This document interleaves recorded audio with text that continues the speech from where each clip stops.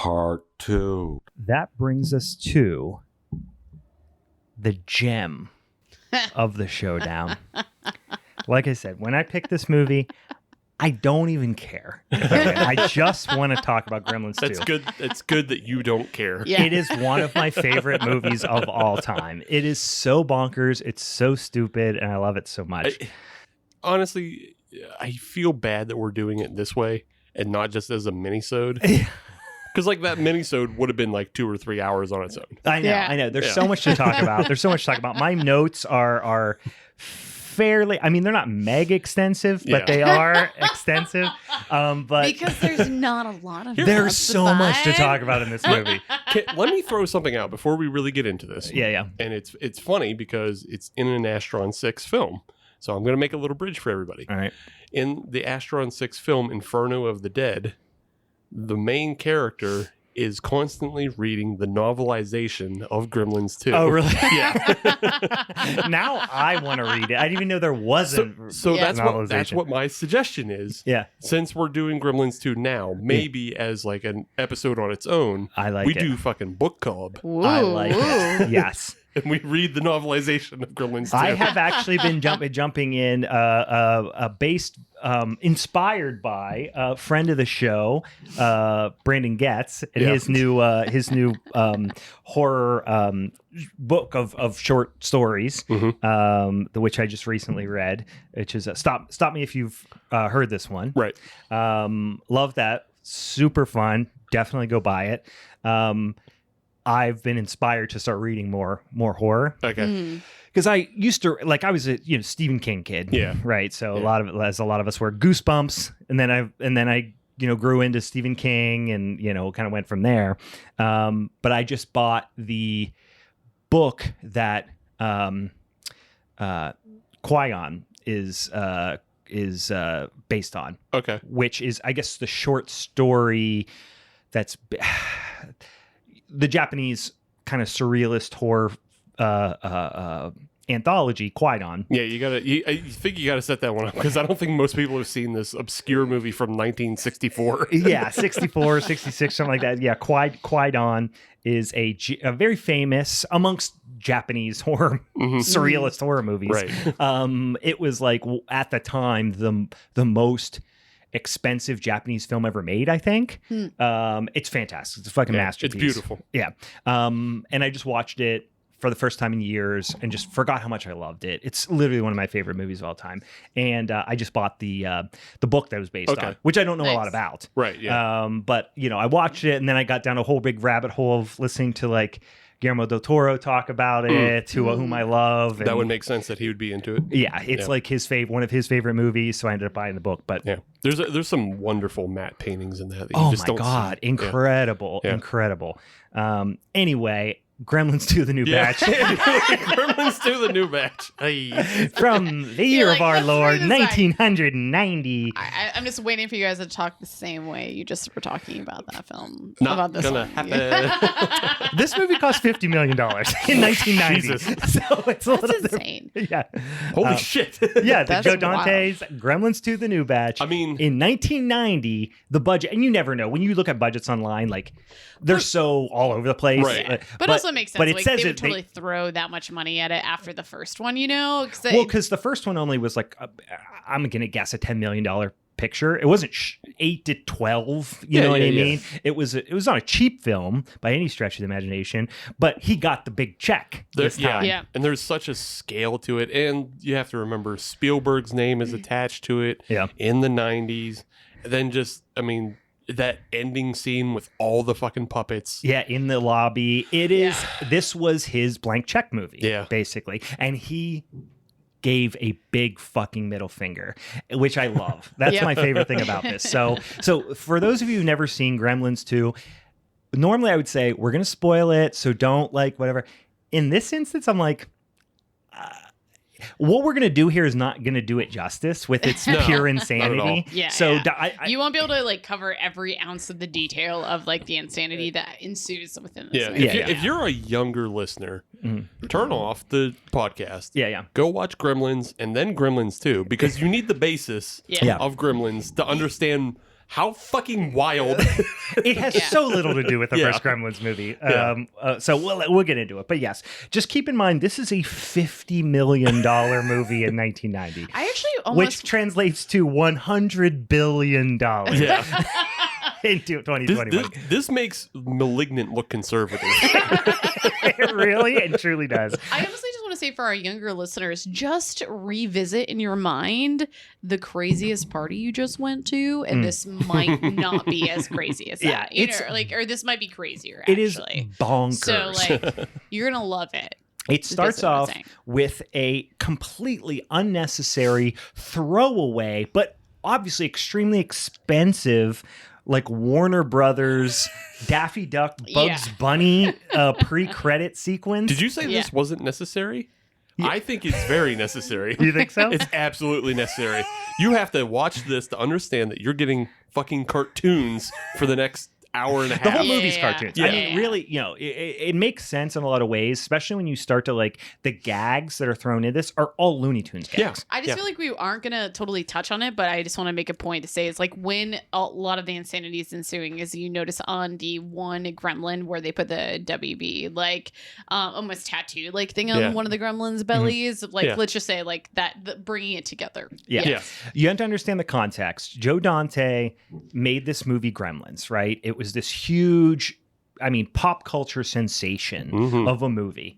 And he got, we won't go a ton into like the making of it stuff. There's plenty of information about there. But it was essentially like, now he's got the big budget studio input. And he basically just gave them all a big fuck you because he didn't really want to make the movie. Right. And when he, the paycheck and the budget and everything associated with it, instead of going, I'm going to do the thing you want and make you a bunch more money, he was like, I am going to make an entire movie that is a middle finger to your entire world of studio films. And not just make something dumb, I'm going to do it in the most gaudy, expensive way possible. Which is so great. I think I'll just make it one last note before we dive too far into it, is that like I also feel like they had to, because I feel like it could have gone away of like they could have just remade Gremlins 1. You know what I mean? I feel like they had or to do they could have done just a small scale continuation in Kingston Falls. Yeah. Nope. New York City. They had to. Yeah. I feel like they had to really make it work. It was a huge. So we'll get into it. We'll get into it. But you get kicked off right at the bat with two of the classic 80s asshole, like not asshole actors, but asshole. They just play archetypes. Character, character actors who always play like corporate and or. Oh God, what's the word I'm looking for? Kind of like yuppie assholes, which is Robert Picardo and John Glover. Yeah. And John Glover plays this guy who is an very obvious send up to Donald Trump. I mean, he is essentially Donald Trump. Yeah. He's got this giant Daniel Clamp. Instead of Trump, it's Clamp, and it's Clamp Enterprises, and he has this enormous media empire that touches every aspect of commerce, not just media. Yeah. Can I say that Daniel Clamp is actually more likable than Donald Trump? He absolutely is. 110%. He absolutely is. Because at least he's like an eccentric, creative Willy Wonka type, right. Whereas Donald Trump is like just a sexual predator, weirdo, racist mobster kind of guy. Yeah. I had this. I have it in my notes. I have that Clamp is less the Donald and more Eric. So like he's like Eric Trump, because like if there's one scene where like he's up in his office and he's just kicking his feet around because he doesn't know what to do with himself for the day. Yeah. And I was like, that's what Eric Trump would do. He can only know how to play his dad. Right. He doesn't have like the ruthless, just megalomaniacal, narcissistic, just disdain for humanity. He's like if you took Donald Trump and made him like combine Donald Trump with like Steve Jobs or something, who has a real eye for marketing and design and how to pull people in. Yeah. So he's almost like he reminds me in a lot of ways, and we'll get into this. He reminds me in a lot of ways of Bill Murray's character from Scrooged, a little bit, but a little bit more like detached from reality, a little less cynical. I was gonna say, not that he's not cynical, but like he lives in his own world, and he's so deep in his own world that he doesn't even understand that his entire outlook is insanely cynical. I know. I think also he mildly, like, you even bring up Steve Jobs. I think there's like a hint that maybe he thinks he's actually doing good for the world. Like, you know what I mean? He's not as malicious. Yes. Yeah, he thinks he's doing good. He's not malicious. Like, he's not disdainful of humanity, but he's detached from it. He doesn't, he's just doing capitalist things. Yes. He doesn't realize he's hurting anybody. This is a whole big send up to consumerism, capitalism, media culture, all that sort of thing. So, but yeah, these guys are just two. Robert Picardo, you'll recognize him right away. He plays Clamp's basically like kind of second in command. He like runs the show, and Daniel Clamp is the face and the figurehead almost kind of thing. So, so Daniel Clamp wants to do this big development project in New York City and in Chinatown in New York City, where of course the shop where Gizmo comes from in the first movie is there, and the only person who is the last holdout is it Mr. Wing? I didn't write it down. Mr. Wing, I think his name is. He is the last holdout on that block, and he won't sell. So they just basically say, like, we're going to wait till he dies. Well, of course, he dies, but Gizmo is at his shop, which we don't really establish why Gizmo's back at his shop. Well, no, didn't he? He took him back at the end of the first movie. Yes, he did take him back at the end of the movie. Because at the end of the first movie, I was imagining when they were in their house at the end, but they do ultimately. He comes back to their house, Mr. Wing, and goes like, "You don't deserve this. You can't control this. Fuck you guys. I'm taking him back." Yeah, you're not responsible. Yeah, they don't take him back, but he comes and takes him back. Right. Yeah, that's right. In any case, so Wing dies, and Clamp kind of demolishes the whole block, and Gizmo escapes. Gizmo played by the great Howie Mandel, of course. And by played by, he just makes little squeaking noises. And so you get back to Billy and Kate from the first movie. So Billy, of course, played by Zach Galligan, and Kate played by Phoebe Cates, which kept getting confused in my mind because Phoebe Cates and her name's Kate in the movie. So they have moved from small town Kingston Falls to New York City, and they're very much struggling to adapt and acclimate to New York City. They appeared to have been there for a while. They're kind of settled, but they're struggling to make ends meet, and they both work for Clamp. Billy is a designer of sorts, almost architect. Like how do you go from being like a bank teller to an architect? I don't know, but that's where he's at. And Phoebe Cates' character is a tour guide, and she has to wear this big silly hat because it's kind of like Epcot Center for consumerism, basically, right? So they both work for Clamp. And this building that he's created is this huge futuristic building. It's very like, it's like this Orwellian temple to media and capitalism. It almost reminds me, it has this like world within a world type vibe too. It's like it's almost isolated from the rest of the city. It's this smart building, they call it, which back in 1990 would have been a very novel concept. I feel like now there's probably like 100 buildings in New York City that call themselves smart buildings. But I also this movie is like watching a parallel universe. With just the way, like, there's everything that we have right now, but, like, it's all worse. Yeah. Like, but everything's I also worse. feel like they did similarly, Billy didn't really get out of his world of, like, his dad inventing things because, like, everything that he was using was, like, breaking on him as well. Good call. So, like, it was just, like, kind of like a continuation of this that. This crackpot overseer of his life is still kind of there, just in a different form a little bit. He just kind of has to exist in it. Yeah. So this and they're very put upon, just as they were in the first movie. Yep. But honestly, going back to what Steve said, this movie has more in common with like Airplane than it does with the first Gremlins movie. Yeah. It's like if you took Airplane, sprinkled in Scrooged, and a little bit of like the Muppet Show. Yeah. Like that is what this movie is. Yeah. It has very little to do with Gremlins besides just being self-referential and having some of the same characters. But the dad isn't in it. Mr. Wing is in it for 2 seconds. Right. You know what I mean? But this movie is kind of fully like self-aware. And this clamp cable network, we'll get a little bit more into that, but this clamp cable network, they kind of you kind of get acclimated to it, and them going into work and talking about their struggles and all this stuff. But you get introduced pretty early on to this character, which I just kind of loved, and he ends up playing a bigger part later. But it's this movie is chocked full of awesome character actors, and I fucking love character actors. And so Robert Prosky, who plays Fred, who's like this aging horror host that had aspirations of being a legit journalist and reporter, gets stuck playing in this like low budget horror host. Was that not the same character from like an older horror, like not the Munsters or something like that? Well, it looks like Grandpa Munster. Yes, he does look like Grandpa Munster. Yeah. And later on, we'll talk about the guy who plays the janitor real quickly is Gomez Addams, right? Yeah, from the original Addams Family. Yeah. But there's tons. You mean the doctor from Revenge of the Killer Tomatoes? Yeah, exactly. That's obviously his most well-known role. Obviously. But yeah, but.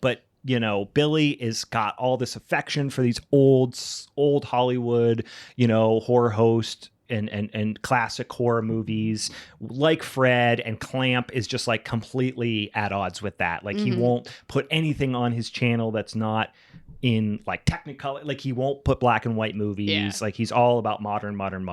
I mean, they do everything here from like, They quickly list off all of the things that the Clamp Enterprises has their fingers in, and one of them is genetic research. So on like the top floor of the building, they have a genetic research lab, which is of course like branded to the nines. It's called Splice of Life, which I really appreciated. Which they had the acronym on another logo, which is SOL. Oh, I didn't even think I didn't catch that. Yeah. And Gizmo was brought there because he escaped the Mr. Wing's, a store when it was being demolished, and one of the people who works for Clamp found him in the street, took him back to the genetic research lab, and the genetic lab is run by Dr. Catheter, who is played by Christopher fucking Lee, which I love. And there's so many they forced Christopher Lee to make so many references to himself. Forced or he could have been on board. He probably was. Here's the one bright spot about this movie that I actually really enjoyed, and it is Christopher Lee, but I think it's like, I haven't seen this movie since it originally came out. I would say. Yeah, probably. I mean, I watch this like once a year at least. It's got to be at least 20 years for me since I've seen it. But so like in that time, like Christopher Lee wasn't that big to me when I was young. Sure. Yeah. But at this point, because of like, Lord of the Rings and just seeing him in other things and listening to his heavy metal album, which I've not done yet. I hear about it all the time. Right, but now I have a bigger appreciation and a knowledge of who Christopher Lee is. Yeah. So seeing him in this is so it's so funny, but also he really fucking puts himself into it. Oh yeah. Christopher Lee is one of those guys like Vincent Price that I think of, where they are never going to give you less than 100 fucking %. Right. He is a genre guy to the end. Yeah. Most people, I'm sure most of you know who Christopher Lee is, but he's most well known for playing like Dracula in the Hammer horror films. Yeah. But tons of iconic horror roles. Right. You would absolutely recognize his face, but Count Dooku, if you know Star Wars, yes, that's your thing. His face is immediately recognizable. Yeah. He is in charge of the genetics lab, and this is where you start to get right off the bat like this absolute spare no expense, fucking Willy Wonka approach to everything, where they just have like a goddamn elephant. Real elephant in the lab, like a baby elephant in the lab. Which is spare no expense to the film budget. Yeah, that's what I'm saying. Yeah. He literally was like, we're going to do a scene with a baby elephant walking across the screen and then get this fucking elephant off my set. Right. You know what I mean? Like how much... to make it believable, I suppose. Yeah, but like... I mean, there's a baby elephant. There's just a bunch of animals, that were there for 2 seconds. I wouldn't understand what these spiders were that eventually, like Billy, like had open when he was going to get Gizmo. Yeah, I want to know what those are because those were just fucking giant fucking those banana are made spiders. But they're damn it! I don't want them to be made up there. yeah, Steve. Come on. Yeah. Why do you want spiders that big? What the fuck's the matter with you? Yeah, like with a I like 3-foot like leg span. Yeah, those are bigger than any other spider that's ever existed. And you're like, if you guys haven't realized this about me, I like being freaked out by a lot of things. Like I just like. Okay, well, we don't like being poisoned by gross ass terror animals. It's in a fucking cage, Steve. Come on, fucking Christ. You It's out. We're Meg. gonna fucking fight. This is what happens, Meg. This is what happens when you have giant spiders. But so there's these two like creepy twin scientists with bow ties, which They're is fun, such too. a cute I always characters. thought they were actually like genetically cloned by one. I think that's like That's what they the joke. alluded to. Yeah, that was that's the what they joke. alluded to. Oh, Yeah. that But was they a are joke? really I thought twins they in real life. I thought they literally like cloned them. Like, you You know, think like, Christopher Lee like, brought them in a suitcase to the set? No, Do you think Joe Dante spent $10 million on cloning a guy? I thought like in the movie, that was like the thing is like they were cloned. Yeah. Okay. That's the joke. Guys, I'm not wrong. No, I think that's the joke. Yeah.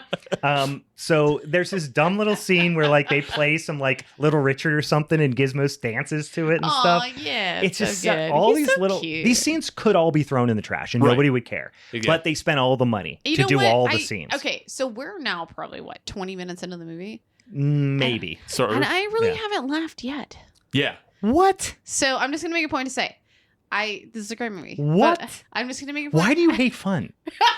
It's I'm not saying it's not fun. It's not laugh out loud funny, No, and it's no, very no. dated. Okay, No, okay. Let's It's keep from going. 1990. I know, I that's was what we're hoping saying. we'd gloss over that joke, but yeah, I really didn't. No, it's like we're setting things up, but I'm not laughing. Oh my god. So we're talking about All right, horror shut up. comedies. So Okay, listen. So they're going to experiment on Gizmo, right? Right. I have a lot of ahs, not a lot of ha's. And so, oh god, There's a lot of Oz. Like Gizmo, like all of these throwaway scenes with Gizmo, like he's very pathetic. Yes. saving And you the feel scene, though. bad because it's cute. he's like crying, like he smashes his finger in the Right. thing in the drawer. Yeah, you're like, oh, buddy. Yeah, Gizmo's almost a throwaway in this movie. But I feel like he's saving it at this point. To this point, Really? yeah. Because I never gave a shit about Gizmo. Because you got like, oh, really? No, Wow. never gave a Like, shit not about even a Gizmo. Rambo. Not even when Gizmo? he gets pumped for Rambo. Oh my well, god. later on, but I'm saying like I don't go into Gremlins 2 because I want to see Gizmo. I want to see See, all the I but want to see the that's- goddamn electricity gremlin and shit like that. Well, that's what you want now, but when you were a kid, that's what everybody wanted. Everybody Yes. wanted to see Gizmo Yes. because Gizmo was the cute thing. Gizmo was the toy. Right. They even made reference to it. I of- want to see Phoebe Cates. Oh, That's what I wanted to see when I was a little kid. I was obsessed with there's a lot of better Cates. Phoebe Cates movies to go watch. You shut your goddamn mouth. So anyway, they're going to do this experiment on Gizmo. There is a delivery man who hears Gizmo do his little trademark whistle noise, and yeah, that was pretty good. That was good. I can't roll my tongue, so I'm not even gonna try. But the delivery man goes down to the floor that Billy works on and is making that noise, making that little humming that little tune, and he recognizes it and asks him. He said, "I heard it up on that floor." So Billy, What a dumb device to I get know them it's so together. dumb. It's so dumb. I love it. There's nothing about this isn't dumb. And then he sneaks in. He rescues Gizmo.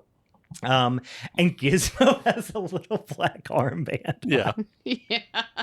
Because he's mourning Mr. Right. Wing. I Right. know. It's so How sweet. funny is that Again, for Gizmo to have a little armband on? That's so dumb. That might have been the It's first just thing kinda like just I so kind of cute.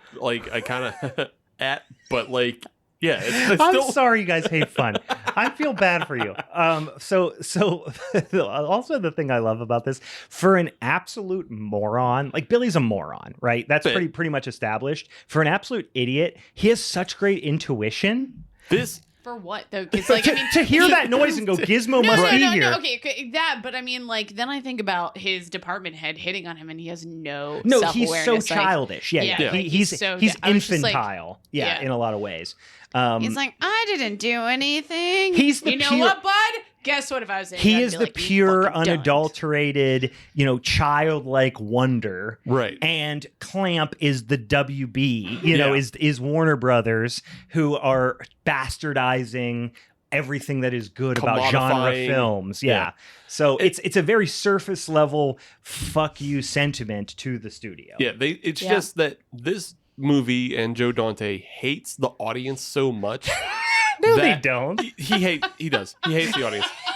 He does not respect anybody enough that he doesn't keep Billy's character consistent. So that's why he gives Billy these awesome powers of intuition to know Gizmo, to know where the water main is, to just go to these places. Wait a second. To go to these places to move the movie Why forward. are you guys so worried about like continuity and all this shit in this dumbass movie? I'm not worried about it. I'm just pointing it Psycho out. Goreman makes most of the movie makes no fucking sense. It doesn't. Hey. So this movie makes no sense either. No. But that's why it's fun. Psycho Goreman made me laugh. I see you reaching, bro. So Billy gets noticed by Clamp. Clamp's walking around doing his big dog shit. He gets noticed. His work gets noticed. So his like dismissive asshole boss, she all of a sudden, she's a great character, by the way. She's basically Fran Drescher meets Jessica Rabbit, like to a T. To a T. I mean, like say because when she went on her date, she did the whole like covering up one eye. Yes, and, like, she is, but she talks like Fran Drescher, which I love. Pretty much. And not so, as annoying.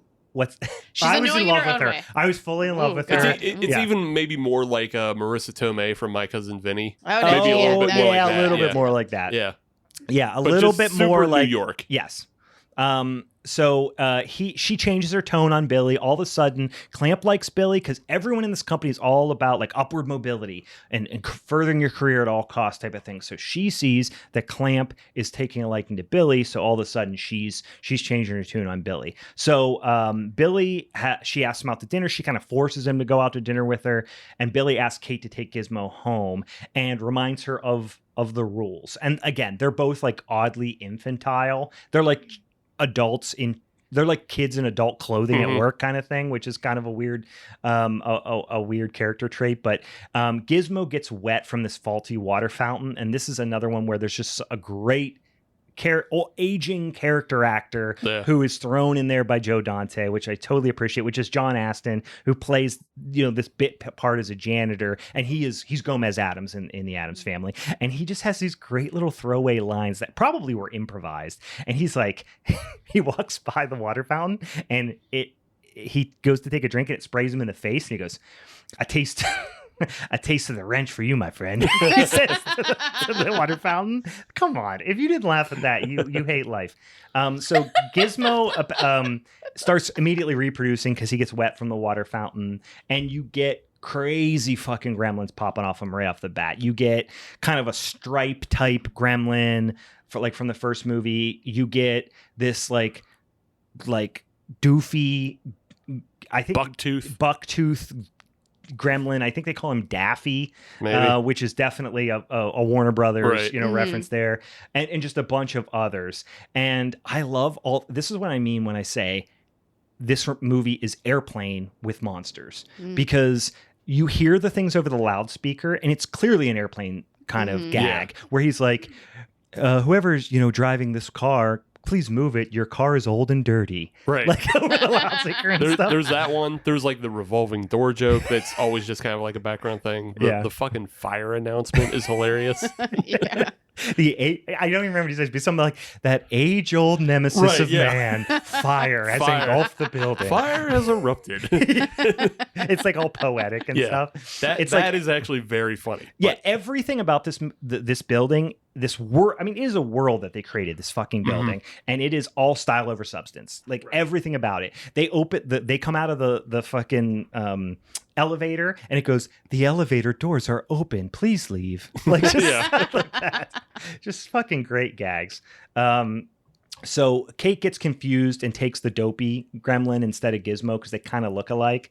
And now you just get some good gremlin chaos starts kind of kicking off at this point. I also love, this is so stupid, and this is exactly the type of thing I love. They go to the restaurant. It's a super trendy, hip restaurant, but it's Canadian themed. Yeah. So the waiters are dressed as Mounties, and they bring like a chocolate mousse, but it is literally a mousse made of chocolate. Just come on. I mean, that definitely feels like... That feels more like 2000s Times Square, where like there was a bunch of shitty themed restaurants. Well, it foresaw so many of those things. It's so weird. It foresaw video calling. It foresaw smart buildings. Yes, it's beautiful. It's beautiful. Like I said, this is like a parallel universe. Are you using the word beautiful for this all is a of beautiful film. He's using beautiful. So the boss is trying to seduce Billy. He goes home with lipstick on his shirt. And so Phoebe Kate is she's upset about that, or she's suspicious about that, but he sees immediately it's not Gizmo. And then the Futtermans from the first movie show up because they're visiting, and they're kind of early, so they surprise them.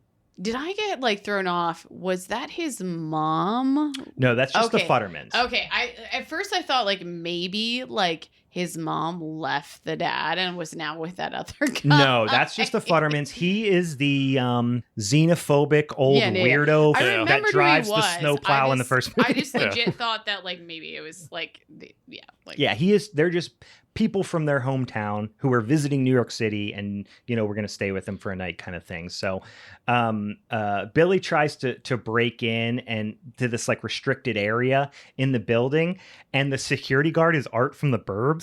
Yeah. Which is, he could read the phone book and I would laugh. I love the Burbs so much. Which just another touch on just a real quick touch on the Futtermans, the Dick Miller. Yeah. Yeah, for people who don't know, but Dick Miller is Murray Futterman. Yeah. Murray Futterman, but I believe Joe Dante and Dick Miller kind of first met on Piranha. Oh, well, yeah, that would make sense.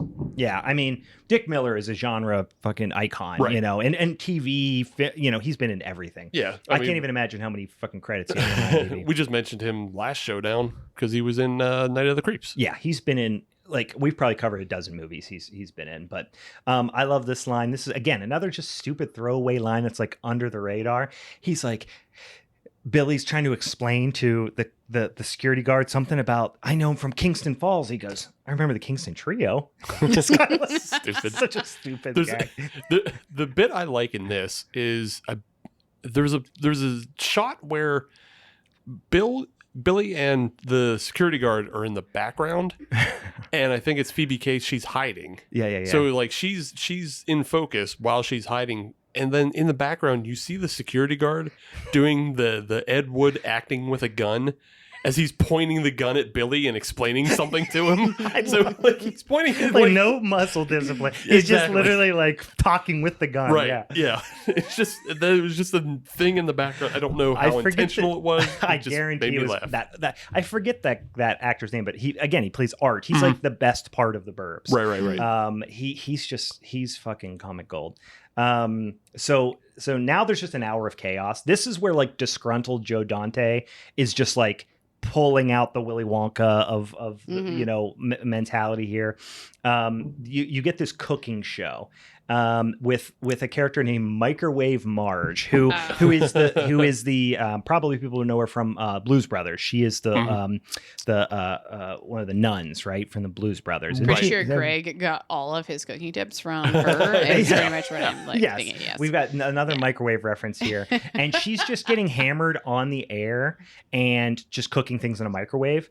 And the Gremlins pop out there, and they start a fire. The fire alarm goes off, and now they're all wet, and they all start reproducing like mad. So this is when shit really, really hits the fan. That's also a missed opportunity for a show snack. It was what was it refried beans or something like that? It was bologna bologna and refried beans roll-ups. Yeah, I like that one. I'm actually kind of intrigued. Oh yeah, I would eat that in a second. I'll eat bologna with fucking anything. Yeah, I mean, I'd eat it, but I don't want to feel good about it. Yeah, I don't need a recipe. I don't need a TV show about it. I love this is when the movie again is very, very self-aware, where there's all the guys in the control room of the smart building, and Billy comes in and is ranting and raving about how they need to shut the building down because if the Gremlins get out into the city when it's dark, shit's going to go crazy and they're going to take over the city. And he starts reciting the rules about you can't feed them after midnight. You can't get them wet. You can't shine, bright lights on them. And they all start poking holes in the rules. Yeah. They all are but what if they have some food stuck in their teeth and then or they're in an airplane and they go over a time zone. Yeah. And it's just really fun. And then it's kind of Joe Dante's fuck you to that mentality where a gremlin just jumps out and munches his neck right as he's just doing it. And now Billy is the expert, right? So he's kind of consulting them on how to battle these gremlins. So this is a great line from again his kind of second in command, Robert Picardo, where he goes, what are they? Are they? He's like, rats or whatever. He goes, no, they're gremlins. He's like, whatever they are, they've got to respect the chain of command. That's an airplane line through and through. All about it. So it puts a mouse. So one of the gremlins puts a mouse. This is Looney Tunes. Yes, he puts a mouse trap in the secretary's sandwich and kills her. Maybe I don't know. But then he puts the secretary's clothes on. This is straight Bugs Bunny, right? And he's sitting there talking on the phone when Clamp comes out as if he's the secretary. And then eventually they fight. Clamp feeds him into the shredders. Gloops flying everywhere. And Billy comes in and, right after that happens and starts to explain to Clamp, like, you got to shut the place down, all this stuff. And then it cuts to almost like something from The Stuff, where it's like these weird interludes that don't really have a lot to do. So it's Leonard Maltin, the famous film critic, doing a review of how much he hates the first Gremlins movie. This is I have this very specifically noted. 5804, the movie gives up completely. It does. This is where Joe Dante's like, I've sucked you in. You're watching the movie. Now it's all self-referential. It's all fourth wall breaking. And it's all just fuck you for the rest of the movie. The moment Leonard Maltin reviews the first movie in the second movie and then is taken off the air by gremlins attacking him, which is replaced by a graphic of a gremlin doing the technical difficulties. They pre-prepared that? When I was a child, I was in pure heaven when this was happening. Like, I just loved everything about this, and I still do to this day. Like, this next scene is the elevator scene with Phoebe Cates, and, like, she falls, and then, like, the elevator, she's lifted up. Yeah, but...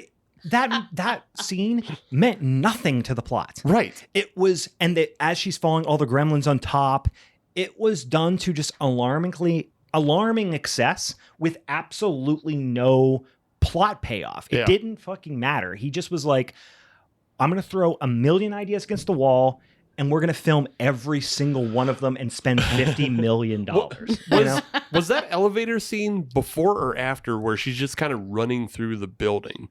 Because there's a number of like really well composed like one shots of her and long takes of her running through the halls, and there's like pratfalls, there's puppets, there's like stunt actors running. It's kind of before, because they still haven't gotten, I think, to like the genetics lab yet. Okay, so I think it's like this is kind of before that. Yeah, because like they are like all over the place. So, yeah. I mean, so much chaos on screen. And so this is when the gremlins all get into the genetics lab. This is where the brainy gremlin comes into play. The spider gremlin, the bat gremlin, goddamn veggie gremlin. I'm kind of happy about like the mutations. I think that actually was like a fun addition. I wouldn't say humorous, but fun addition. That's the shit you do to sell more toys. Yeah, because then it's like Arctic Blast Batman. Stuffed toy of all. This was the thing and that this was the thing. Joe Dante was like, you knew that in the pitch meetings, and even like Key and Peele we talked about did a sketch that was a parody of the pitch meeting with the writers for Gremlins 2, and it was like, oh, we need to have Gremlins to sell fucking toys. Right. So Joe Dante goes, okay, I'll give you the dumbest set of Gremlins you ever imagine. But here's the funny thing is, it worked. You know what I mean? Like, I'm sure they sold an insane amount of toys and shit off of this. But when the brainy gremlin started talking, I explicitly remember this as probably a 10-year-old child, because I didn't see it till, probably 5 years after it came out on VHS. And I remember when the brainy gremlin starts talking, I was like jaw dropped to the ground. I just have such a fond memory of that. But the brainy gremlin gives the bat gremlin an antidote that allows it to go out in the sun. And then he goes out and attacks. Well, the one thing I wanted to consider for the brainy gremlin, what the fuck is his accent? Right, yeah. It's such a posh Connecticut is what it sounds like. I was going to say, it's like if Christopher Lee was a Kennedy. Yeah. That's what I wrote down. Because it's vaguely smart guy British. Right. But then he has these weird,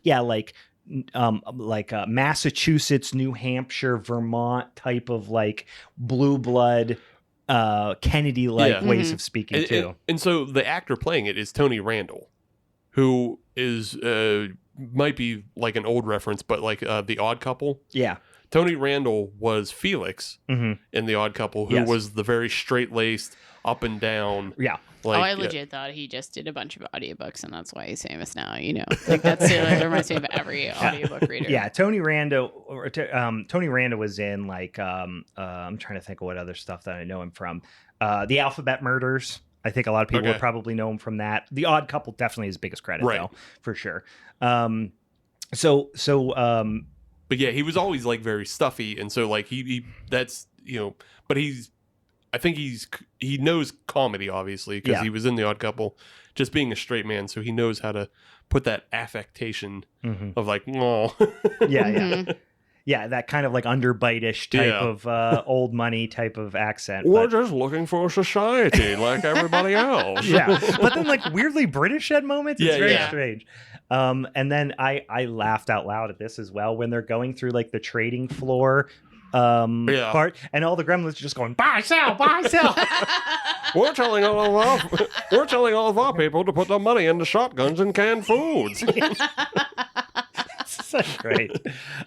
Just the sheer number of puppets in the lobby at this point is wild. I would love to. I've never done it, but I want to pause and count. There has to be 60, 70 puppets on screen. I genuinely think it would be. I had this thought while watching with all the scenes with all the puppets and stuff like that. I was like, it'd be generally be an amazing party to have just like a Gremlins party just and have wild people ass like gremlins hanging from the fucking well, chandelier. just like have people dress up as different gremlins. Like you'd have to pay attention and be like, what, like because they try to give character to some of them, like whether like the one dude wearing like a leather jacket and like cool aviators and stuff like that. You know what I mean? The flasher gremlin. They're all doing wacky shit. Yeah, because I mean we obviously have a few keys like key gremlins but like the background ones I feel like are just as like humorous in that respect. And this is the best part is my favorite part of the first movie, and it has been since the first time I saw it when I was a kid. My favorite part of the first movie is the bar scene where they're all drinking and gambling and smoking and doing wild shit in the bar, and Phoebe Cates is trying to serve them beer and all that.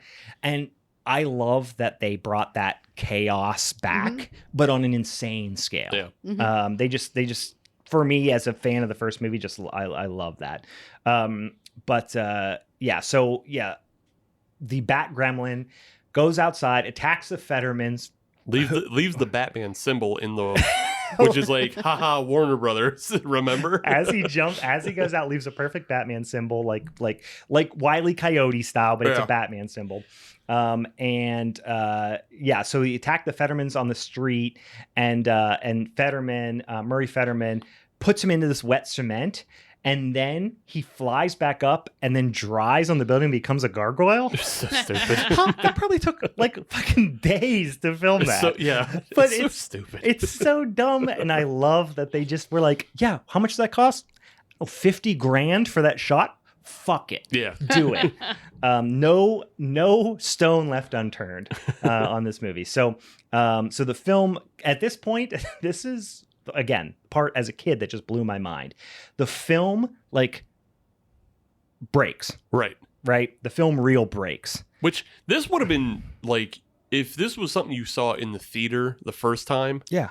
Like, this is a really great gag once. Yeah. I mean, for sure. I mean, that's what it was. Joe Dante was like, am I ever in my career going to get another opportunity to do something like this? Yeah. Definitely not. No. So this is the bridge burning. I've had this idea since I was 13 years old, and fuck you, we're going to do it. So as soon as the screen, it looks like the film reel broke. So all of a sudden, you see Gremlins start doing shadow puppets in the front of the screen. So again, very best fourth wall breaking segment I can think of. Like, I absolutely love this. And then, by the way, this is a great part.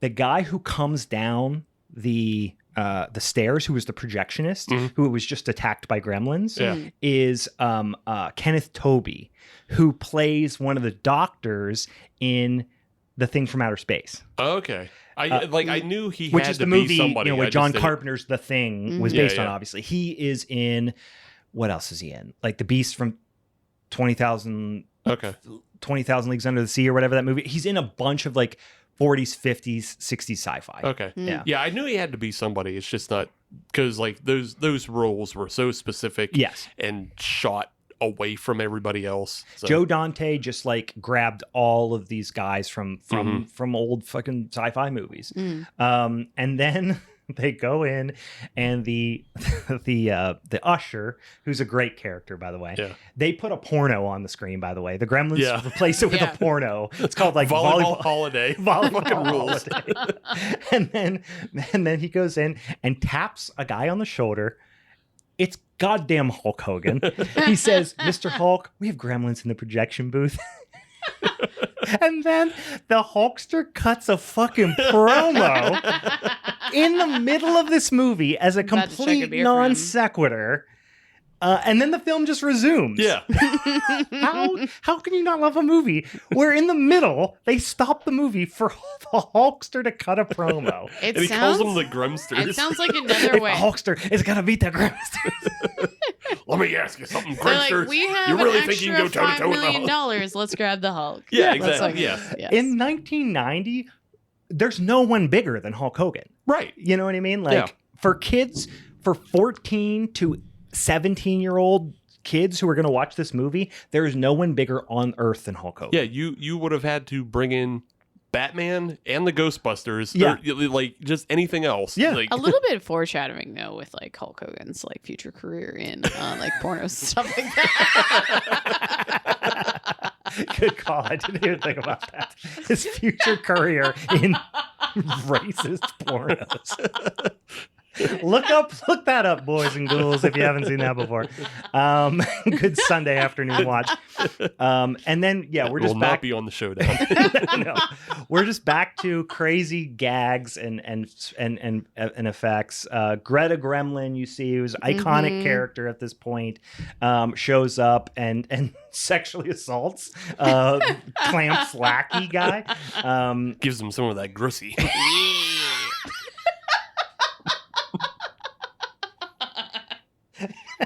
You gotta be ashamed of yourself. Nope. Not at all. It's in my notes.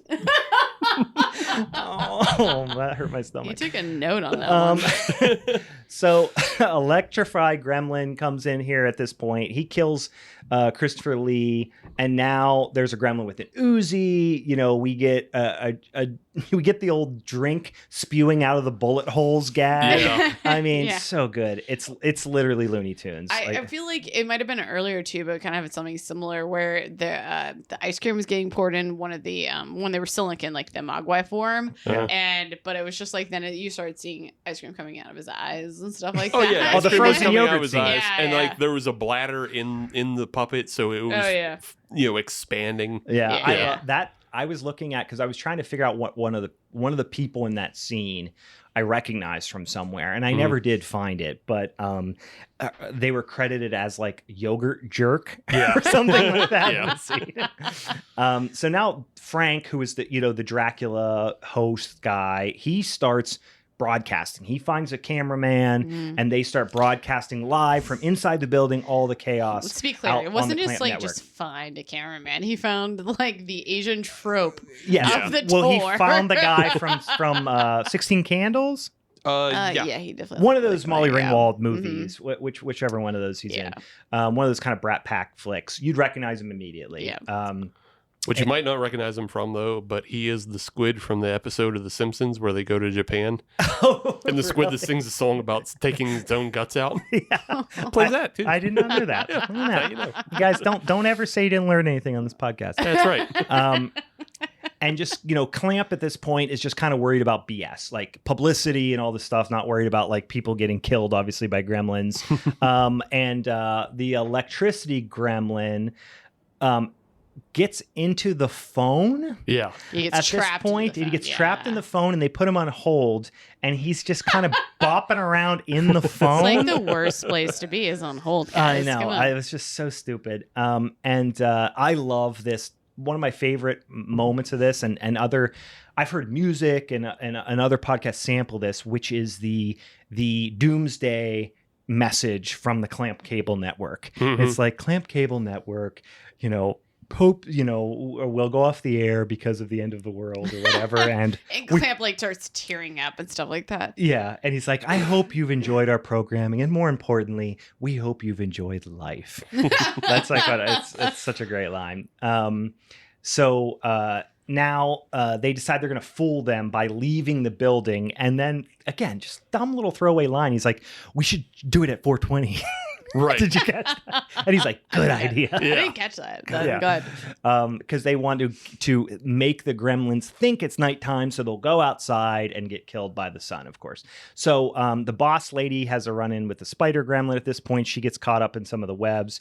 Gizmo is just doing like a training montage. I don't know. He's been like getting tortured like the entire like not waterboarded because that would have done something different, but like he's getting his head mashed into a light copier. Yeah. He's getting run over by a train. And then he starts training, like he's punching up something or whatever. But I feel like they make it really funny and cute too, because he's just like has the one big weight and he just like then falls through the floor and stuff like that. And then what was the next?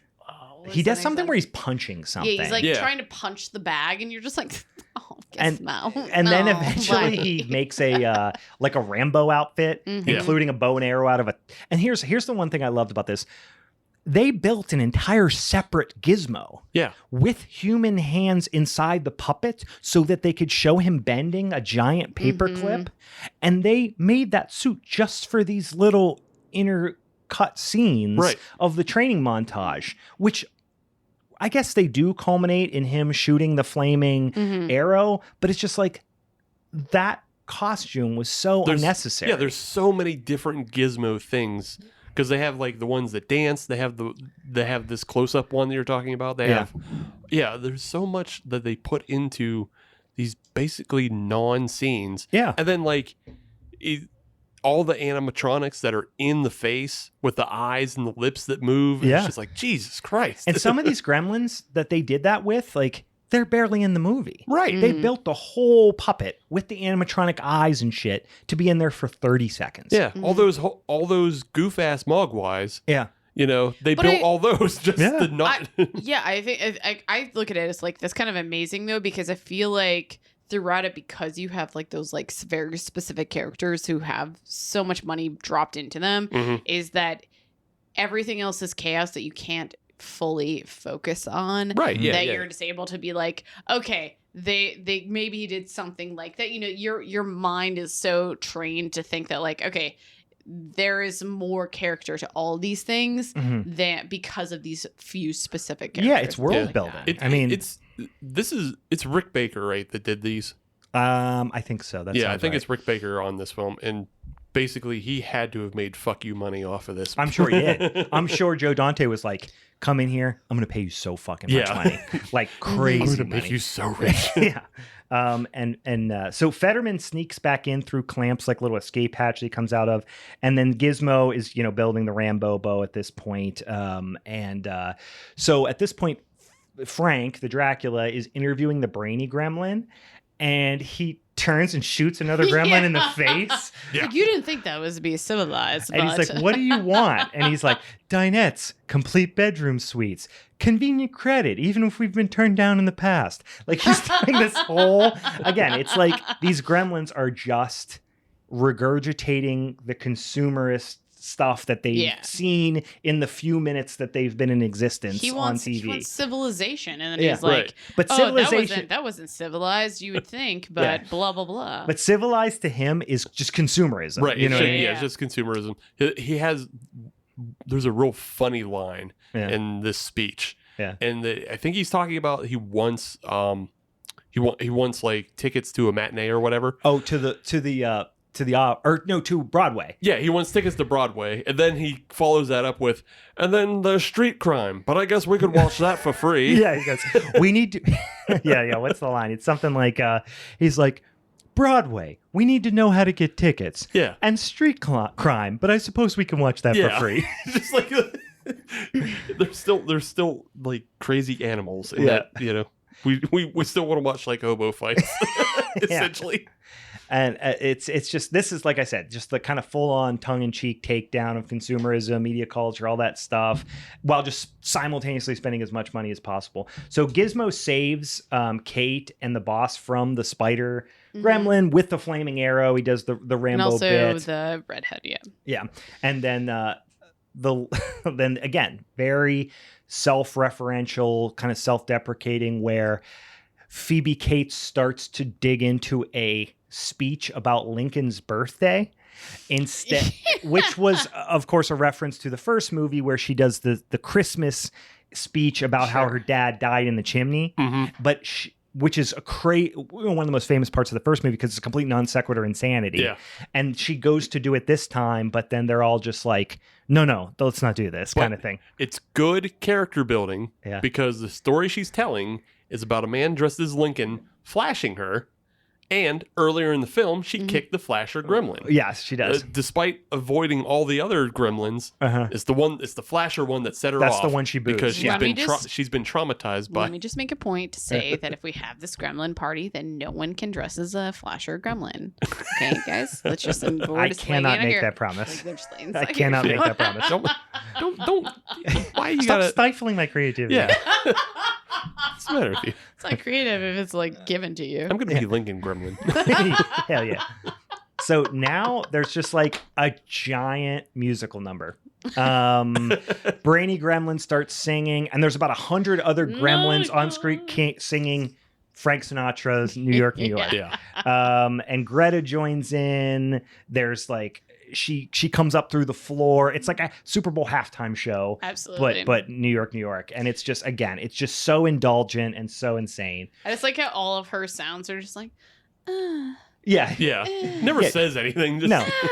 She says like, a couple of things just, like, later on the whole time. when she is preparing to be married, which we'll get to in like 2 seconds because we're spiraling towards the end here. She does have a couple of like under the breath kind of lines. But so meanwhile, Clamp has a plan. He's got this like big like sheet over the front of the building that looks like a moonscape kind of thing. He's going to trick them that way. But before that, we get a bunch more like puppet gags and little vignettes, like the weird little Phantom of the Opera thing and stuff. I love that. And Billy has Futterman spray them all with fire hose. And then Kate transfers the call from upstairs to the lobby so the electric gremlin comes down to that phone. So basically, in their world, electricity and phone calls are like when you're on those little electric poles in Mario Odyssey, where you're just like flying around. So they come down and it comes out and electrocutes all of the gremlins in the lobby during their, right after their big musical number. And yeah, it's just insanely dumb and just perfectly in line with the rest of this movie. They all melt and turn into a bunch of goop. We do get the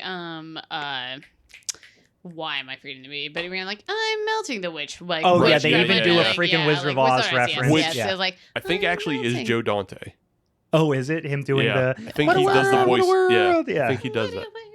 That's perfect. And I love there's nothing that gets me excited more than a SWAT team going hup, hup, hup, hup. I just love any movie. But like with Clamp at the front too, he's like, they let him have a gun. Yeah, they give him a gun. He comes in as the hero, and then he makes Frank an anchor on his network. Oh, by the way, little Easter egg here. The random SWAT team guy who all of a sudden just blasts a shotgun? Yeah. He's like, what was that? He was like, it moved. Yeah. Did you guys see who that was? No, that one I missed. That was Hank from Breaking Bad. Oh, really? No shit. Okay. Yeah. Interesting. Dean Norris. Yeah. And again, Clamp has learned nothing. He decides he wants to build Kingston Falls in New Jersey because he sees Billy's picture. Yeah. But he initially wants notes because he's like, oh, I'm going to write a book about this. Oh my God, I'm amazing. Yeah. And he's like, oh my God. He wants to he sees Gizmo. He immediately wants to merchandise, Gizmo things. And it's just, like I said, it's I feel like was a little bit out of context, which I mean, because clearly why would someone want to merchandise something that created this like entire mess that just, he obviously because knows he's the huge. WB. He's Warner Brothers. Also, I don't think he's aware that Gizmo is tied to the Gremlins. Yeah. I don't think he knows that one is then related he's to the clearly, other. like, just an idiot. But I feel like there's a little disconnect with there. It's just like that felt a little random. Yeah, he's just a buffoon. He just saw a cute thing and said, "I want to put." I could make money off that. And the whole thing was to just make a reference to like the sticker, the suction cup on the back of the windows, which was a thing that was already popular with Gremlins, or with Gizmo specifically. Right, yeah. So Clamp is 100% Warner Brothers. Billy is Joe Dante. He probably put a little bit of himself in that as like a monster kid kind of thing, and we get it. But it's just fucking wild. And so this is how it ends. Forrester, by the way, which was the name I couldn't remember of Clamp's lackey, is marrying Greta Gremlin, the sexy I don't know Gremlin, by his own choice at all. And then she's in full gown. He's scared, but also into it. So it just ends with him fucking a gremlin. That's like the end of the movie, is him being down to fuck a gremlin. And that's really what both movies were kind of leading up to the whole time, is like, who's going to be the first one to fuck a gremlin? I want to see a gremlin human baby. And then there's the post-credit sequence, even again with Daffy Duck and Porky Pig at the end, where they're basically like, it was just, the whole thing is just a big exercise in ludicrous fuck you money excess, and just like, you're paying me to talk about how you suck. That's pretty much what the whole movie is about. It's wild that, I mean, I have to know more about the book ending with the Looney Tunes, because it was about Daffy Duck taking control of, like, it's like the 50th year anniversary or whatever, Warner Brothers. I wonder if Warner Brothers decided they had to put those two bookends on. Yeah. Just to like, this isn't going to go over well unless people understand it's cartoons. See, because like Daffy Duck even appears in the credits. Yeah. And is like pointing them out, and he's like, long, aren't they? Long, yeah. I took it as this. I took it as another Joe Dante spending all of their money on all this dumb shit, and then going, not only that, but commission I want Chuck you Jones. Put your characters, your beloved iconic characters, in this piece of shit, and I'm not going to make the movie unless you let me put you are so money hungry, you will do anything to make a Gremlins 2, including give me $50 million to take a shit, and I'm going to wipe my ass with your iconic characters. That's how I always because he commissioned Chuck Jones, who was the animator. And so he just like, hey, Chuck, fucking do these. Yeah. And like didn't give him, specifics as to why. Yeah. He just did it. And it was basically like, Warner Brothers is Clamp. Warner Brothers will do anything for a buck, no matter what. Nothing is sacred. Nothing. Because all of these big companies, whether it be Warner Brothers, obviously Disney is very famous for this. Yeah. They are all about like protecting their IP, and they have specific untouchable things. Like the symbol, the 3 circles of Mickey Mouse. Like, you can't do anything with that, or you get your ass suit off. Although I don't know, you can say that about Warner Brothers anymore. Space Jam 2 exists. Yeah, you're probably right. I mean, Warner Brothers, Disney has taken over the earth, and everything else is, there's 10 feet of shit and then everything else. But I think at that time, for Joe Dante, that was probably like a, nothing is sacred. I'm going to even bring your iconic characters into my world of nonsense. Yeah. I'm gonna have the Batman symbol. I'm gonna spray paint your logo on my goofy ass monsters. Yeah, everything. So now was is just the a question fuck you to them. if like all of these things that are kind of like fuck yous that you'd be like are actually funnier if you're just like no, it's just revenge. It gives them film. context. Is this a revenge film, guys? It gives them. It is a revenge film in a way. It just gives them context because I like the fuck you of it makes certain parts that aren't haha funny, makes them like, wow, you motherfucker. You did it. Yeah. And it makes Joe Dante my hero, basically. No, I mean, I genuinely love the Gremlins franchise. Like, I love all the movies. I think they're super fun in a lot of ways. I don't, like, to me, they don't ever, like, they don't always come off, and maybe it's just, like, this, like, higher brow humor where you're not, like, haha the entire time, but, like, they're fun, but, like, I don't know. It's lighthearted, but it's always, like, a baseline lighthearted. Yeah. You never get, like, a laugh out loud moment, because it never really surprises. Unless you're Brian, because then he gets all, like, the weird Stop acting like Looney Tunes isn't funny. Looney Tunes is funny, but there's not, it's not just, like, it's not a laugh out loud anymore for me. I don't. No, well, it's dated. I mean, maybe time and place of it all, like, it's a little bit, But, I mean... It's not about, it's like genuinely, like I can't sit here and be like, try to bash it. I'm just like, I think genuinely, like I have fun when I watch them, and I really should probably watch them high, like more often, you know, like when I do. Should watch them high more often. Again, we have this high Where horror. is your sense of childlike wonder? It died in my childhood. We don't want to go there. So, also, the other thing is, this movie, you may not agree with me, has held up 42 years. It was held up a lot better than I mean, you Psycho mean like Goreman will hold Do you mean up 40 like held years hostage? from now. I don't want to go there, bro. That's an interesting hypothesis, but that's not where we're at. But we're also, in 2022 now. But I was only gonna say is like I get what you're saying, but like we're talking. I think I could see Psycho Goreman, especially if the second one is like as fun in some way, shape, or form. Could be a movie that I would revisit. Like I haven't had a lot of movies in the last like 10 years that I've been like, I absolutely want to come back to this movie. Psycho Goreman is one of those movies that I would definitely... But it is very much of its time. Like 90s nostalgia but same thing, isn't going to be about, cool like, Gremlins, necessarily in 10 or 20 or 30 or 42 years from now. Because it requires us to have the frame of reference of who we are right now. Like, Psycho Goreman appeals mainly to people who are like 30 to 40.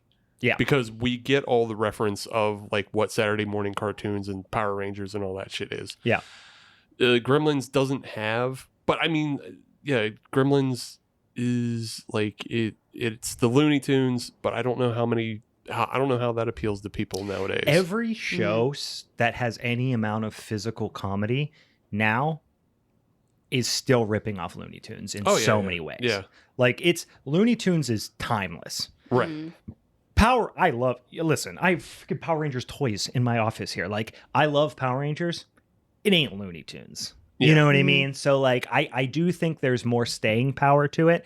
Don't get me wrong. I think Psycho Goreman is a very focused, hyper-specific love letter to a certain thing. You know what I mean? Which I love about it. Yeah. So. But I guess I think about, like, there's not a lot of original things anymore. I mean, especially when we're creating new creatures. I mean, he was creating a new creature in ways, but it was still, like, a reference to something that he had been influenced by that he was just creating something new for.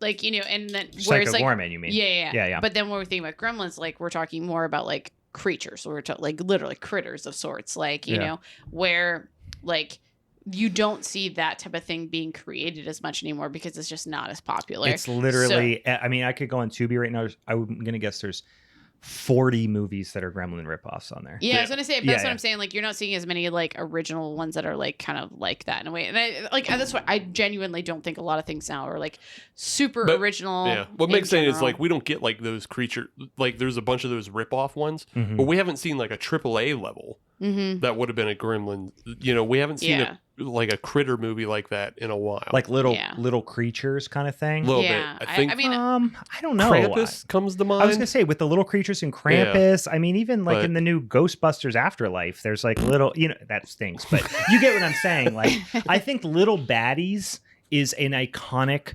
horror subgenre and trope that was created by Gremlins. Yeah. Yeah. Not even. I mean, you could go back to it. Wasn't created by Gremlins. I mean, you could go back to the Trivets, Night of the Trivets, and all that sort of stuff. Everything is definitely like the further we go back, the less reference we have for like the time and place of it is going to be more original than something that came before it. But it was always a play on something else. You know what I mean? Yeah. Like I mean, literally, that's what I think with horror, everything leading up to this. Everything has its influences. Yeah. but it's like how original can you make the story behind it, and like how original can you make the characters, and like how your attachment is to it. And so I think like that story and how you feel towards it is going to be more of that originality than actual like characters. But if that makes sense, and I mean, maybe that's just like a skewed perspective now on it, but like, or maybe I'm not really trying to like defend my movie even further, but like I just think like time and place. I was born at night. It wasn't last night. Right. I do think time and place, though. I think Gremlins will always hold a special place. Like, I will always watch the Gremlins. I will always like love them and like love the characters. And like, even if I think they're really dumb, like especially now as an adult, I'm like, if I look back, I'm like, wow, that like if I was an adult now watching that, I'd be like, man, that was kind of fucking stupid. Depending on where I was at with like my perspective on horror and stuff like that. But like, there could be different. I could feel differently depending on when I watch that. I think what Meg is trying to say is... Stop putting words in my mouth, but maybe you're okay. Yeah, don't interrupt. What Meg is trying to say is, where is the horror? Where is the comedy? I don't say... No. It's literally all comedy. I say horror there, definitely. Comedy is like, meh. I would say comedy's there, but meh. But comedy, like you're tasting comedy. Do you know? I'm tasting beer right now, dude. And you're what I'm tasting is meh. Is the word meh. I'm sorry, you only like referential. I mean, how many? All the stuff in Psycho Goreman are just referential comedy. Yeah, get her right. I like Psycho Goreman. You just wait. All right. Steve, do your movie. Wait. Do your goddamn movie. Don't make me do this. Go back. You two go back to fighting. Steve, do you have a movie? I do have a movie. All right. And I have a movie that, unlike the other two movies we've talked about, has both horror and comedy. I mean, horror is like questionable. By horror, you just mean an occasional jump scare? Yeah. Okay. But like, it has jump scares. It horror has in the James Wan But also, sense like when we talked word. about predictability, I felt like every ounce of the horror aspect. I mean, I'm definitely jumping ahead, so pardon me. Every ounce of the horror aspect is like every trope that you've seen before. Yeah, that's the point. It is haunted house tropes. Yeah, haunted house tropes, Rosemary Baby tropes, exorcism tropes of sorts, exorcism tropes. Yes, it takes them all and then it puts them into wet hot American summer. And I mean, maybe I would have felt differently if I was like, oh yeah, I would have chose scary movie, and that's would have been the same equivalent. You know what I mean? This did feel like a funnier version of the Scary Movie franchise, and I wrote that in my notes. Yeah, because it is funnier than those movies. All right, let's jump into it. But let's jump into that's it. not I'm saying getting much. ahead of myself. No, it's funnier than your two movies as well. So, what a great movie Hell Baby is. Written and directed by Robert Ben Garant and Thomas Lennon of obviously the Reno 911 fame, but also from the state. It's pretty simple. It's a haunted house horror movie. It has all the tropes of things that we've seen past. It starts with Rob Corddry and his wife. They have bought a house in one of the more depressed, dilapidated areas of New Orleans because they are gentrifying shitbirds. You're not supposed to like these people. Right. And they have bought the Maison du Sang. Yeah, that was a great bit. Yeah. They are moving in and they begin to discover scary things happening in the house. Boxes that stack themselves unnaturally. Nobody would stack boxes like that. Sure. Yeah, Keegan-Michael Key is hilarious. Yeah. He's very good. Yeah, I feel like they do a good job at like that, like purposeful like jump scare at every ounce of every moment they can possibly do that. They do that. Every jump scare is also followed with a laugh. Yes. And it's done very purposely that way. Even the one that's very late in the film with like all the boxes and like that's probably my favorite gag. We'll get that. Yeah. But yeah, as Rob Corddry and his wife, played by Leslie Bibb, are moving into the house, which it is shit. Yeah. It looks like shit. It looks terrible. They think they're going to be able to like flip it or something. Right. They're there to flip it. He's talking about how much he spent on it and like they could slap a coat of paint on it and sell it for a profit. So they're not great. But as they're moving in, Keegan-Michael Key is just at their window. Yeah. In their breezeway, standing around as he would. Yeah. And he just comes in through the window. He's like, yeah, but you're gonna have to like lock it from like a different side because I can only open it from this side. And Oh, yeah. It doesn't You see, the thing about this window is that it gets stuck on here, but from this outside, it is easily accessible, and I can pull it up at any moment. Yeah. which can be clearly pulled up. is a common thing. Yeah. The whole movie, Right. Keegan-Michael Key plays Fresnel. Kegel Michael Key, is that Kegel. where Maya? Kegel Michael Yeah, Key. Kegel. Which we did clarify for those of you listening to the last episode. You did say Kegel Michael I did Key. say it. I did say it. I texted you the very next day after I listened to it. I was like, you fucking definitely said Kegel Michael Key. You fucking said that. But, Which we also established is a great merch opportunity. Yeah, absolutely. I'm surprised he hasn't taken it yet, but maybe in the future. Yeah, he's playing Fresnel, which is I don't know how intentional it was, but like Fresnel lights are pretty common on film productions. Oh, okay. Yeah. No, I don't know anything about that. Like Fresnel lights are used in like stage and theater productions and film productions because the lights can be taken from like a wide area down to a spot. Okay. Like they can be focused. Man, That's there's just nothing I love more than deep lighting references. I love it. Yeah. Let's nerd out here. Yeah, I So went to nerd film segments. school. Shut up. I love it. I burned myself on a Fresnel light once. These things are fucking unwieldy. Yeah, the cast is great. I love Rob Corddry. He is underappreciated. I mean, he was great in what's the Hot Tub Time Machine? Well, Children's Hospital. Children's Hospital, yeah. Yeah. This is the cast of The State. Right, yeah. Pretty much. Yeah, it's the cast of The State minus, I think Michael Showalter isn't in it. He is. Oh, I thought he did like the voice of something. He might have, but Yeah. I don't think he's in it for sure. David Wayne is the voice of the doctor. Yes, David Wayne is on the phone. Yeah. And I thought I was going to say Michael Showalter was the voice of somebody. Maybe not. He I might have be been thinking another- of David Wayne. Yeah, But and then Carrie Kenny is the other one that isn't, yeah. in it. But other than that, yeah, you have everybody. And Elizabeth Banks, who's not technically in The State, but she's in like Wet Hot American Summer. And all this Right, stuff. right. I'm pretty sure. Correct me if I'm wrong. I feel like Leslie Bibb's role was probably supposed to be Elizabeth Banks, Yeah. and then they couldn't get her. It's just maybe, yeah. Yeah, Yeah. and but she does great. I like Leslie she does. Bibbs. Yeah. Everybody's fine in this film. Everybody's very funny, and you get like some early looks. Obviously, like Keegan-Michael Key. This movie's from 2012, 2013, so I don't think he'd completely blown up at this point with Key and Peele. I think that was just kind of getting started. Mhm. Which I think is even better now, watching it like so many years later. Oh, that show age is great. Yeah. Yeah, there's so many great bits in that one. You also get early Kumail Nanjiani. Mm-hmm. Before he was super jacked. Yeah. Yeah, before he was a Marvel superhero. before they turned him into a slave for Disney that like has to maintain a 3% body fat. And, Yeah. Yeah. Before he was getting hooked up to all those machines from Rocky IV. Yeah. Disney will do one thing, and it was turn schlubby guys like Chris Pratt and Kumail into fucking monsters. Yeah, they just shoot them with HGH in their ass like fucking racehorses. Right. Yeah. You want that money, don't you? Yeah. But he I think his scene is pretty fantastic. He shows up out of nowhere and then leaves just as he's just great. as quick. He's great at exit deadpan is comedy. like so perfect too, just like with the slow van walk and drive away. It's such a great scene. That was the biggest laugh of the movie, I think, for me, was him driving away, pushing the trash can down the road. Right.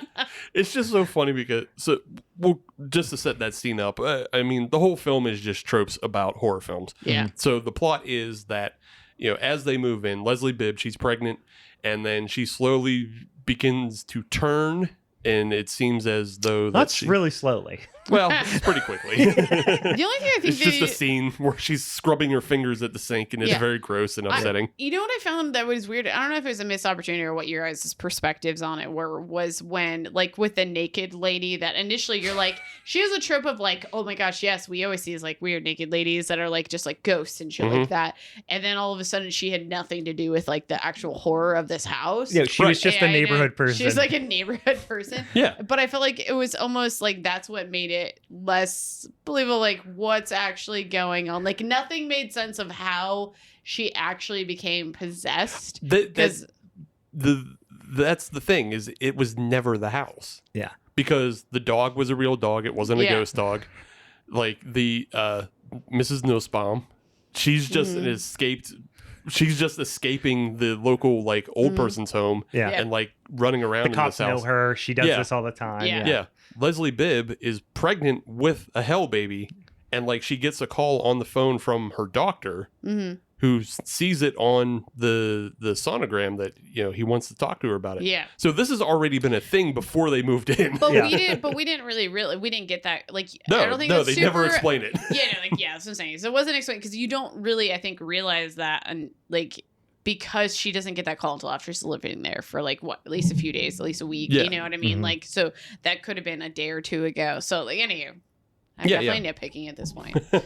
Which is you are one to nitpick. Because it doesn't make sense. Your movie doesn't make sense. My movie makes complete sense. This movie is a comedy first. Yeah. Then a comedy second.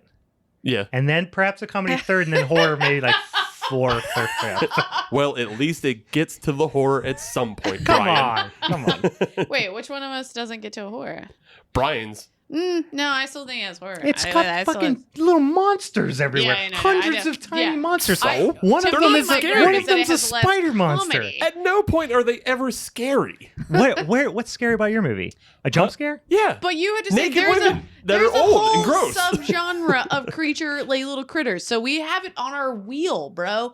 Like I'm saying, we got it on the wheel, bro. Hey, Brian, calm down. Because yours doesn't have as much humor. As soon as I hear something that supports what I say, I just repeat it. Yeah. It's on the wheel.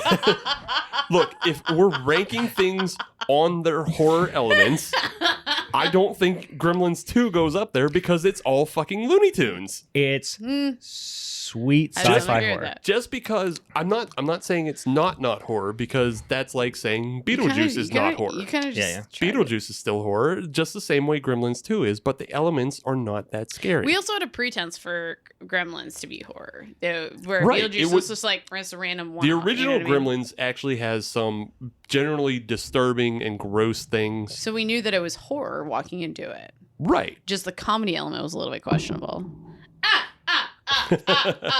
Oh, guys. Boom. Oh, guys. Okay, anywho, let's keep going after Steve here on his... Don't go after Let me. the man talk about his movie. Yeah. Don't go after me. Let me talk about my movie, Meg. We're Stop 5 interrupting minutes me. in. Stop interrupting me, Saturday morning Splatterfest. So, yeah. We get a whole bunch of elements. Again, Leslie Bibb is pregnant with an evil baby. You don't know that. You get introduced to the wonderful characters of the priests from Rome. Yeah. It's so much simpatico. It's like, let's just light up a cigarette right there. Yeah. Ever seen it? They're tough. They're smoking. They're doing boxing training outside. The characters are terrible. The actors are funny. Yes. That's all. Yeah, Those two guys could do anything. I would laugh. Right. Exactly. Yeah. You don't have to care that much about the characters, but they do provide wonderful backstory for themselves. I also feel like 70% of their lines were improvised. Yeah. Yes. As well. Yeah. And again, like that's in line with, the Wet Hot American Summer. Like Right. just this whole group of actors, they kind of, they really put forward that improv style that became the unfortunate basis for every comedy movie that was made. Yeah. It doesn't work with everybody, but I think it works with these. There's group very because, few people can pull it off. Yeah, and I think it works with this group because they just know each other. Mm-hmm. Yeah. Yeah. I mean, the state. I don't know I'm making maybe a little bit of leap in logic, but the state is very funny. Mm-hmm. It's a little bit niche. It's a little bit like subversive. Right. But I feel like without the state, there's no. It's Always Sunny in Philadelphia. Yeah, probably not. No. Yeah, because I mean, you're looking at like Kids of the Hall in the state were like the big things of like the 80s and 90s that have like real subversive sketch comedy. Yeah. That like took, went away from Saturday Night Live because about that time Saturday Night Live was really eating its ass. Yeah. So, And then what was the other one that was really good around? It was a little later on, but it definitely came after the state and was very heavily influenced by. It was like the whitest Stiller Show. Kid. No, I was going to say the Whitest Kids You Know. Whitest Kids You Know. Yeah. They're very heavily influenced by the state, but that is probably one of the funniest shows for like subversive political humor. Yeah, that show's really, really good. I love it, but we're not talking about it right now. We're not doing Miss March. But yeah, so you have these priests who are introduced, and they're on the case because they get word that there's something afoul in America. Back at the Maison du Sang, you have Leslie Bibb is obviously becoming more and more unhinged, but you're also getting glimpses of this evil, naked lady hanging out. You saw her first in the window, so you think she's a ghost, maybe. But Rob Corddry goes down for a nap, and then somebody crawls in the bed with him. Well, before this, she pokes her head out of the shower. Oh, yeah. Which is a good And then Leslie Bibb's character disappears while she's in the shower. Yeah. Right. And then no one's in the shower. Yeah, well, also somehow Leslie Bibb disappears in the shower. That's what I'm saying. That's what I said. That's what you said, yeah. Yeah, Leslie Bibb is in the shower. She disappears, replaced by Mrs. Nussbaum. But she's not even there when he opens the... Right, and then she's not there either. So fucking weird. It doesn't make sense. Yeah. But yeah, Mrs. Nussbaum climbs in the bed with him, begins to fillet him, but then also begins to bite him. Yes. He's like, ow, stop. Yeah. I just love her look every time. She's like, like just like this like open mouth grin laugh. Yeah. You're just like, wow. Okay. Rob Corddry is so good at playing like somebody who's put upon. Yeah. He's very good at that. Yeah. The one thing, and I think it's something that's missing from Psycho Goreman, but is in this film, is that Rob Corddry just plays a straight man. Like everything is a hassle to him. Everything is a put upon to him. Yeah. He's upset at everything. He hates the lamp that he can't fix. He hates the boxes that stack themselves. Yeah. He's constantly getting the shit scared out of him. But the only thing that like with you making that comparison is I'm saying with like the dad in Psycho Goreman is that I have known and probably dated a few of these people where they're like, I do all this stuff. Give me credit for this, but it's not like it's literally like if I was standing up straight, like up to my hip of like effort. You know what I mean? Yeah. They're like, but I'm doing everything. And I'm like, okay, cool. Well, it's still like just like right he's here. Not a you good. Know what he's I mean? not a good. He's not a sympathetic character, but he is the straight man, the put upon guy. Yeah. Greg, like he's not. I don't know. He's not grounded in reality. Yeah. Whereas Rob Corddry is. As Jack, he's just very much like, what the fuck? Yeah. Anytime something is like gone way off the hinge, he's like, what the fuck? Why are we putting up with this? Right. In the scene of him getting blown by Mrs. Nussbaum, he picks up a fire extinguisher and wraps her on the head. Brains her with it. Just bonk, El Kabong with the fire extinguisher. Yeah. Leslie Bibb runs in to find the dead granny. Checks her pulse, confirms that she's dead. Isn't she like a doctor or something? I don't think. I don't know. Why do I have it in my head that she's a doctor? Maybe I'm wrong. Maybe she's just hanging around doctors. Yeah, maybe. But this is where they decide they have to bury the body because it looks very poor that he was having sex in this old lady's mouth and then hit her with a fire extinguisher. Such a crass way of putting it. Yeah. Like, that's good. I mean, it's not as crass as what they just say in the film, but the way you said it was funny. Hi, bud. But so they dump her body, which in a very obvious dummy in a tarp is thrown down the stairs.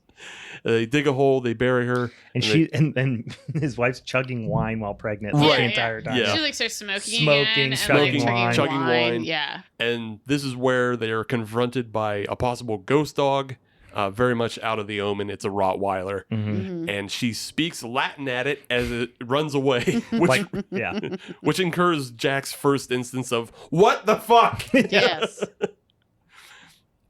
He asks her to go to a psychiatrist. And she agrees. They go to Michael Ian Black. I love him so much. I actually don't like him, but really, I have mixed feelings about Michael Ian Black because he seems like an insufferable dick, but there are characters that he does that are so funny. I mean, Wet Hot American Summer, even like Viva Variety. I don't know if you remember what Viva Variety. That was on Comedy Central back in the day, and he played a character. I want to say his name was like Johnny Blue Jeans or something. That was really funny.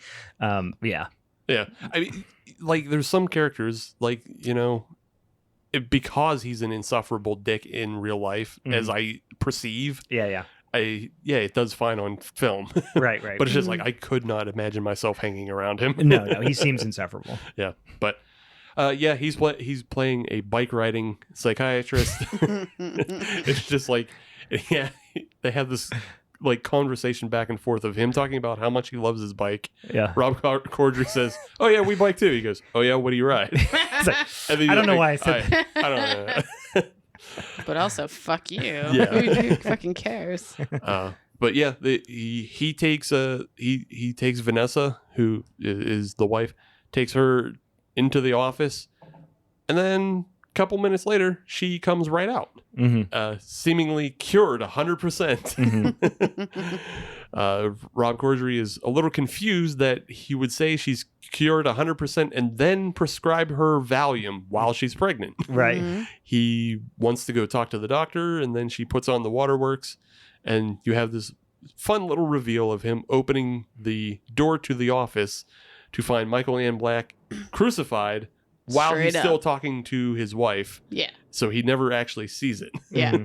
It's a fun reveal, But It's great. It's comedic, but it's also gross because his guts are Yeah. out. Well, and it's Got a little literally bit just sausage links. Like it's the most basic. Yeah. They went to Giant Eagle to buy all the supplies for the effects. It's Jello in Just chip sausage chop casing. ham. Yeah, Just chip chop ham in sausage cases, actually. And then like a little bit of pantyhose as well. Yeah. So look, I've done it before. I know how to do that. We get it, Steve. You make the movies. We Dumb get it. Not movie. anymore. I'm retired because I'm bad at it.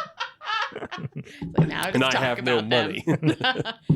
But yeah, they go back home, and you have more hijinks with Fresnel constantly popping up in places. Yep.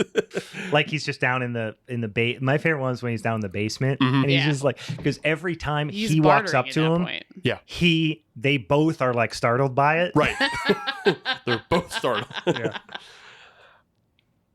You also have had a scene where, like, while Leslie Bibb was in the office, Fresnel has called Rob Corddry to inform him that the police were there. Right. And he He's said, like, I "Just get rid didn't of do anything.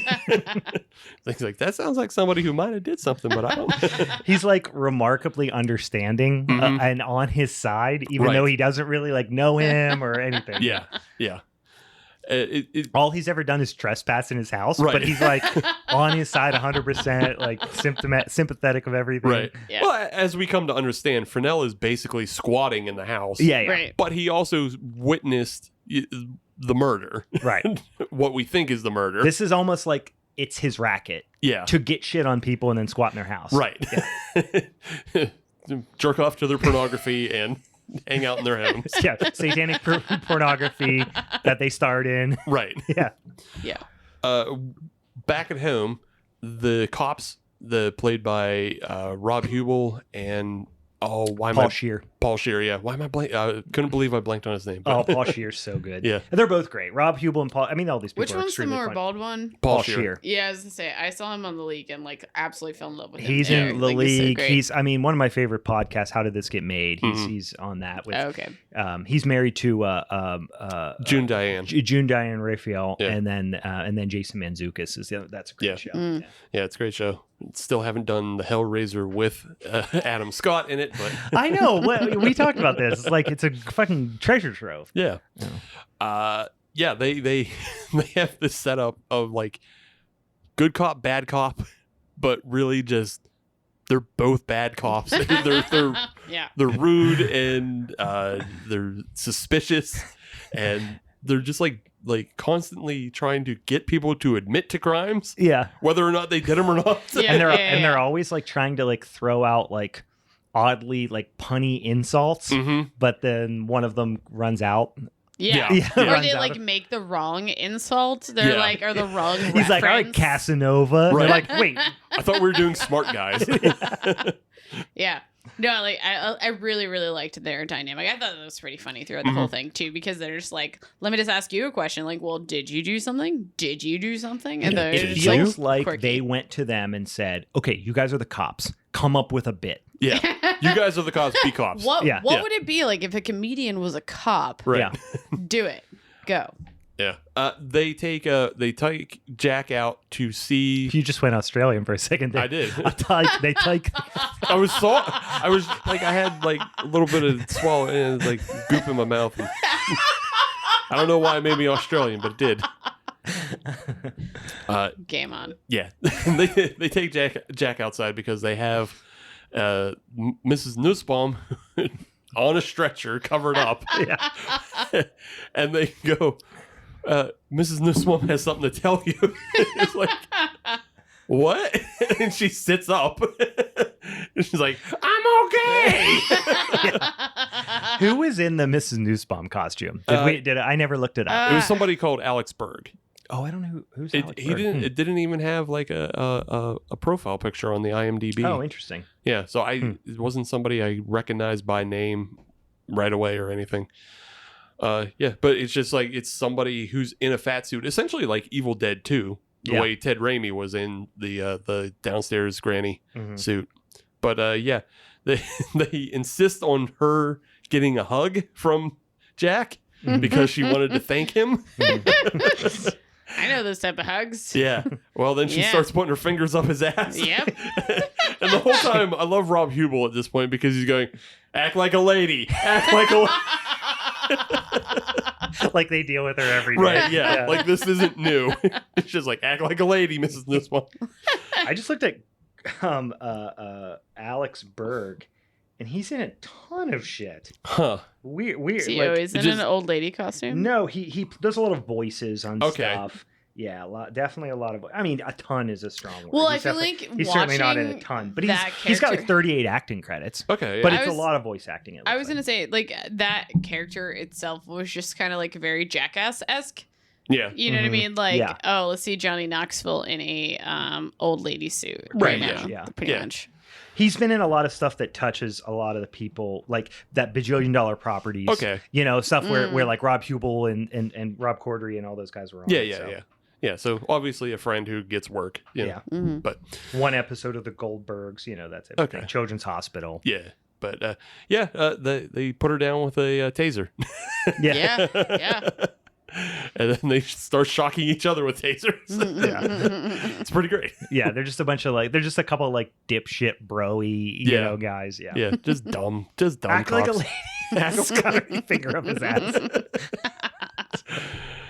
She was humping him too. I think it was that a different one. And also, I mean, I don't know if we mentioned this. She's butt ass naked. Oh yeah, she's butt ass naked the whole entire time. Yeah. Full bush too. Yeah, huge gray bush, huge gray merkin, sewn onto a fat suit. Back in the house, you're getting allusions to Leslie Bibbs, Vanessa's sister, is coming. She is obviously some sort of hippy dippy type, and she's coming to bless their new house with whatever ceremony she believes in. She's living on an Indian reservation of sorts. Yeah. Yeah, they said Curly Bear broke up with her. Curly Bear is her boyfriend. Yeah, they keep talking about. Took her car and all her credit cards. I didn't even know she could get credit cards. Yeah. You have to have credit to get credit cards. So yeah, they set this character up way before you ever see her. You also have the priests still coming to America and getting in the fights at the Hertz Rent-A-Car. Oh, yeah, that was a good one. As they're smoking and headbutting people who complain. Yeah. Ricky Lindholm. I couldn't remember the name of the person. Yeah, she's great. She's from Garfunkel and Oates. Yeah, I was going to say, And previous Halloween is Forever episode, The Wolf of Snow Hollow. Yes, she is. She's great Detective Julia in that. Yeah, she's good and everything. Yeah. So the show that is completely underappreciated.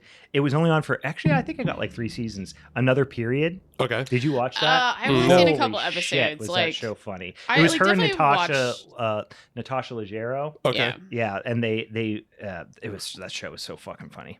What was it on? It was on Comedy Central. Oh, okay. And it was like the whole idea was it was like a period drama about these two, women who were in like Victorian era kind of.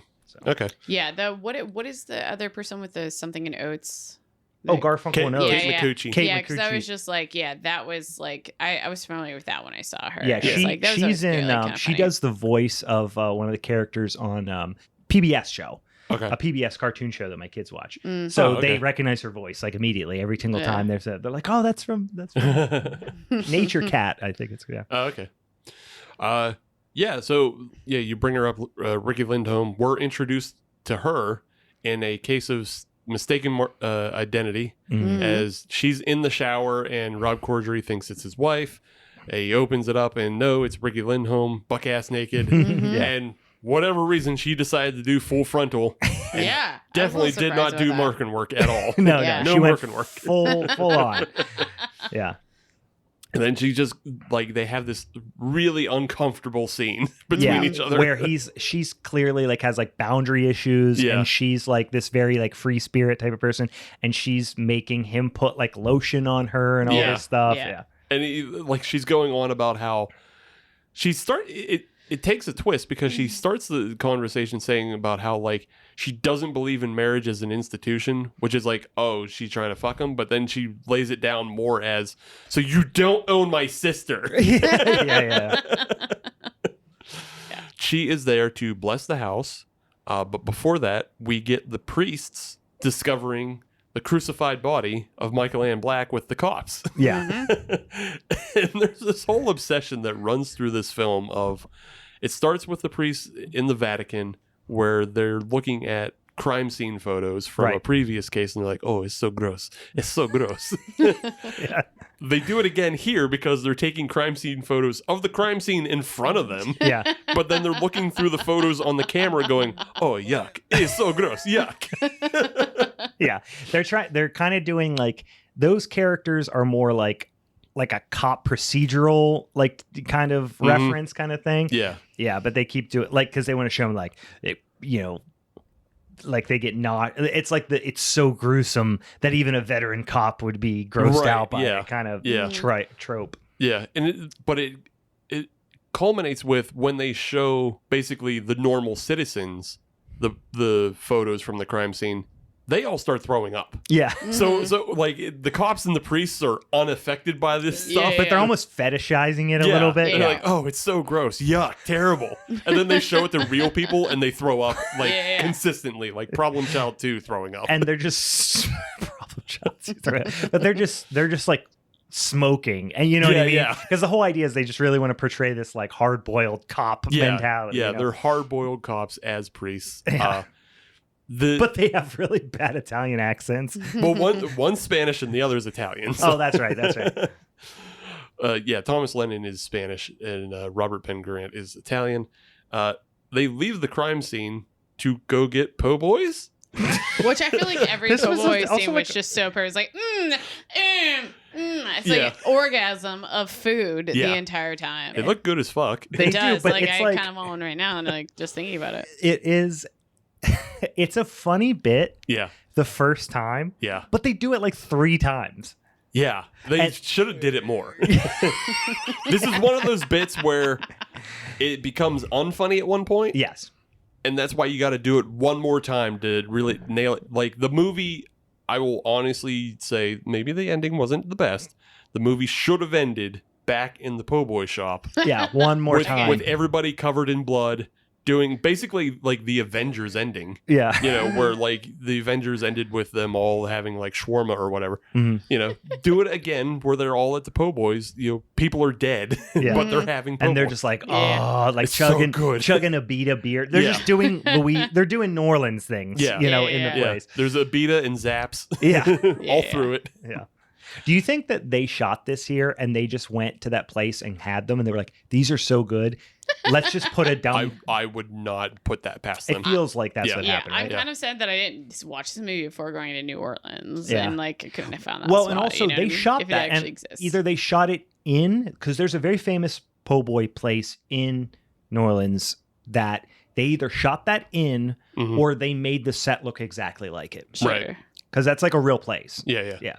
I definitely would not say the outside shot, right? But they clearly tried to make the outside look like the real outside of that restaurant. But the inside shot is either at that restaurant or they made it look like that. Yeah, definitely something. I forget what the name of the place is, but it's a Domalisi. Yeah, because I've seen it on. I've never been to it, but I've seen drivers and diners and drivers and diners. No, I've definitely seen it on Food Network and shit. Yeah.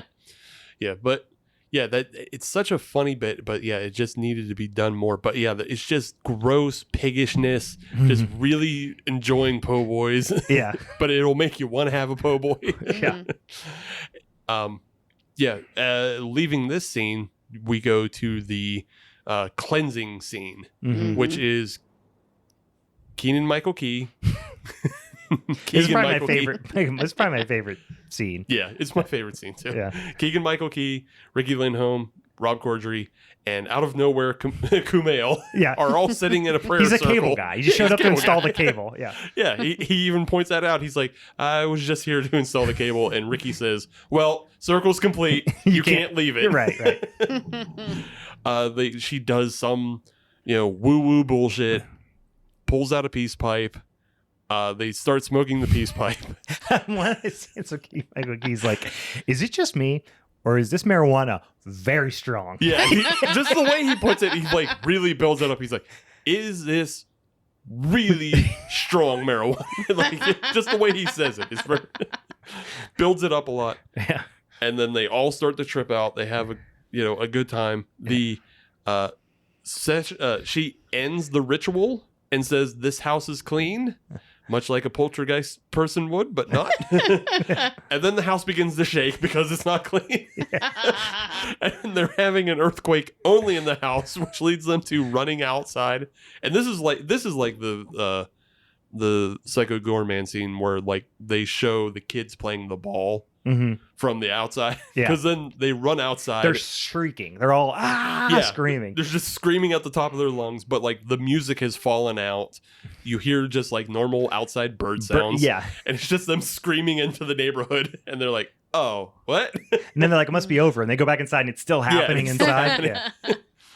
And then when they explain it to people, they're like, they're like, what the heck's going on? It's like, there's an earthquake, but it's just inside. They're like trying to explain it to them. It's just inside the house. This is where you get probably the funniest scene of Kumail just leaving. Yeah. And it's funny because they're like, are you okay to drive? Yeah. He's like, well, I am very high. So we'll see. And he walks to the van, and what I love more than when he leaves is when he's just it's a good scene. The way he's just standing at the door of the van. Like he doesn't know how to open it. Yeah. Just standing there looking down at his feet. It's a good bit. It's a good bit. Then he gets in and just tries to drive away. With his arms at his side, just staring at the door. You know what the funny thing is too? Because I've been there. Like I've stood in front of like my medicine cabinet going like, why did I come in here and what should I do now? Yeah, it's too real the way he plays it. Yeah, it's very good. And then drives away incredibly slowly, running into garbage cans. Because they even, maybe I'm imagining this, but I remember they kind of cut to him like seeing the garbage cans from the perspective of the car, like he could easily avoid them, but he can't react in time, and he just slowly starts pushing them down the street. Yeah. It's just them watching him drive away, and he's just pushing garbage cans down the street, stops, reverses, but then drives straight back into them. Like, we were definitely Kate and I were watching this, and we were howling at that one. Yeah, that is a scream. Yeah. Let's see. Moving forward, we have the police showing up at the house again. You have them with the photos, and this is where we get, they're trying to have pizza salad. Yeah. Everybody's like when you said this, I thought it was going to be disgusting, but it's delicious. It's delicious. I thought you were just going to throw pizza slices into a bowl. But that's it. That's exactly what I did. I took some Domino pizza slices and threw it into some salad, also from Domino's. It's just stupid, man. Yeah. The police show up with crime scene photos because they want to investigate because, obviously the last person that supposedly had seen Michael Ann Black alive was Vanessa. So they want to see if she has anything to do with the murder. They show the crime scene photos to everybody and they start throwing up. They have to leave the room, and then they, again, do the shtick of, just like trying to force a confession. Yeah. Even though the cops leave the house, and the priests are outside waiting, and they're saying that they've investigated the house while nobody was looking. Yeah. And they have found some very evil things. Yeah. They are attacked by a harpy. Just crashes into the front windshield of the cop car. Yes. Yeah. I forgot Did about they that. say what that was? Or Yeah, did they you said just it was a harpy. Oh, Yeah. okay. Yeah, 'cause I thought they called it like a harbinger, like, like a bringer, whatever, but I didn't know it was like an actual. Yeah, because they I thought it was just like they crow called or it a something. harpy because like the cops go, "Oh, that's a raven. That's weird." He's like, "Oh no, my friend, it is a harpy." And he pulls back the feathers to show like it's a 666 configuration. Yeah, I forgot about that. Burned into the skin of the bird. Mm-hmm. This is where they decide they have to photocopy the bird to send it to the Vatican, because now they have to go through Vatican bureaucracy to get permission to perform the exorcism on the house, because they believe either somebody or something in the house is possessed. And then it's just like a training montage. And that's when doesn't he have the little tiny printer in the car too at this point? Little too? tiny They have like a conversation about how cool the little tiny printer technology has come. It's going so fast. This is the one provided by Ashton Kutcher. Oh yeah, that's right. So, that's where you get a montage of things going wrong on the inside of the house. The priests are training, they're sweating, they're punching, they're going back for more po' boys. Yeah. The Vatican gives them the okay, and so it's time for the end scene.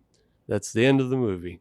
It's pretty much it. It's not much. It's just now we're gonna have an exorcism, and Vanessa is giving birth to her twins, and one good baby comes out, and then a hell baby comes out, right? And then that's where you see the movie. You go, hell baby, They said the thing. Oh, it makes sense now. They said the thing, and it's a little puppet, which I love a good little puppet, with sharp teeth. The best part of it, though, was when they all were playing like hot potato with it, right? And just kept punching it in the face. Yeah. I mean, just watching a bunch of adults throw a baby doll around and punch it in the face is kind of funny. They're throwing the baby doll around. They're punching it.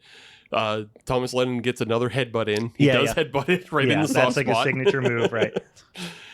They're trying to exorcise the demon baby, but also protect the good baby, and it becomes hot potato with both babies. As they're beating up the bad baby, they tell Keegan-Michael Key, maybe you should take the good baby out, because maybe it shouldn't see this. Maybe that's bad for it. And he tries to leave, and that's where he decides to profess his love to Marjorie, Ricky Lindholm. Yeah, the sister. Only to have the hell baby bite her neck out. Just slowly come up behind her. Yeah, it's a good scene. Bites her neck out, kills her. The hell it's baby. like a Muppet Show scene. Yeah. It's like the little shrimps on the Muppet Show. Like the way they just come up and pop up, or the little rats. The little rats, or the yib yib. Oh yeah. You also have, as the babies are being tossed around, Paul Scheer decides he's going to shoot the baby out of the air.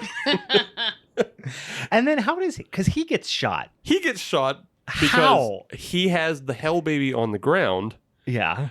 So he shoots Rob Hubel. Yes. Because he his says, partner. Yeah, he says there's no safety, when dealing with hell babies. Right. Fires wildly, shoots Rob Hubel. Right. Then he gets a hold of the hell baby and is hammering it in the face with the gun, and his gun's pointed backwards at him. I missed so that then part. he hits the hell baby in the head, but pulls the trigger and shoots himself in the chest. I missed that because I was like, how did that just... I even rewound it, and I probably just didn't notice that the gun was backwards. Right. Because I was like, how did Paul Scheer's character just get shot? I still don't understand. Yeah, he's using the gun as a hammer. It's like a hammer. Yeah, as a hammer, and shoots himself. All right, that makes sense now. And then Thomas Lennon also gets bit in the neck in probably one of the funniest blood fountains I've seen in a while, because it's just extended in his eye. His face is wide and his eyes are darting around as it just continuously pours Spurting. out. Yeah. And he says, "I'm not going to make it," which leads the other priest to shoot him in the head. Like he needs to put him out of his like, misery. That's not what I meant. Like he's not a zombie. Like he's not going to turn into a hell baby. Right. But Yeah. So yeah, a bunch of people die, and then Rob Corddry comes up with the idea that, oh, I'm gonna get that lamp that was set up at the very beginning of the movie. Well, it happened. It came through. They did do a good job of keeping that through the movie. He kept trying to fix it and shocking himself. Right. Yeah. And there was just one tiny throwaway line of like, I think Vanessa says that's gonna kill somebody. Yeah. So yeah, he brings the dangerous shocking lamp in and does basically a fucking spear stab jump from off Troy. the bed. 300 like gladiator 300 type spear. Yeah. Stabs it, electrocutes it, which it's apparently plugged in. I don't know. What's up? And the hell baby explodes. Yeah, so bursts no into flames. Yeah. Peace out, baby. Yeah. And that's the end of the movie. And then they have a little. My favorite ones. They had a little they're having a little discussion out on the sidewalk after it all went down. Right. And they're like just kind of reminiscing about it, like it was so funny. Yeah. And they were like talking about how she was possessed and all this stuff. Yeah. And Rob Hubel goes, "Oh yeah, you were such a bitch." Yeah. Just so uncalled for. There's also, I forgot the other thing that like stuck out to me is like repeatedly Rob Hubel refers to Vanessa as that fat girl. Like she's pregnant. He doesn't understand that she's pregnant. He just keeps calling her that fat girl. Yeah. And then I'm trying to remember, doesn't Keegan Michael Key get like hit by a car or something like that? It ends like they play like stupid schmaltzy and that like they're naming the baby after the priest and after Fresnel. That's right. So they're calling the beast Sebastian Fresnel, or the beast, not the baby. Yeah. Although it is funny, Same like difference. when they're loading up the coroner van, the priest is holding 2 body bags over each shoulder and just dumps them in like no problem. Just tosses them in the back. Yeah. But they do a little schmaltzy end, but then Fresnel walks away, off to live his life, and then he almost steps in dog poop. Yeah. And then gets hit by a car. He gets hit by the guy we just said who played Mrs. Nussbaum. What's his name? Is that Alex Berg? I'm pretty sure Alex Berg's the guy driving the car because he was in the car earlier as well. Yeah. He's the guy that gets headbutted at the rental place. Yeah. And then he hits the car he hits the police car another time. Yeah. So he's been shown to be a dangerous driver. Which was, and again, they got him in the end, and that was was it Alex Berg? Something Berg we were just talking about. I thought it would have been funny if it was Kumail.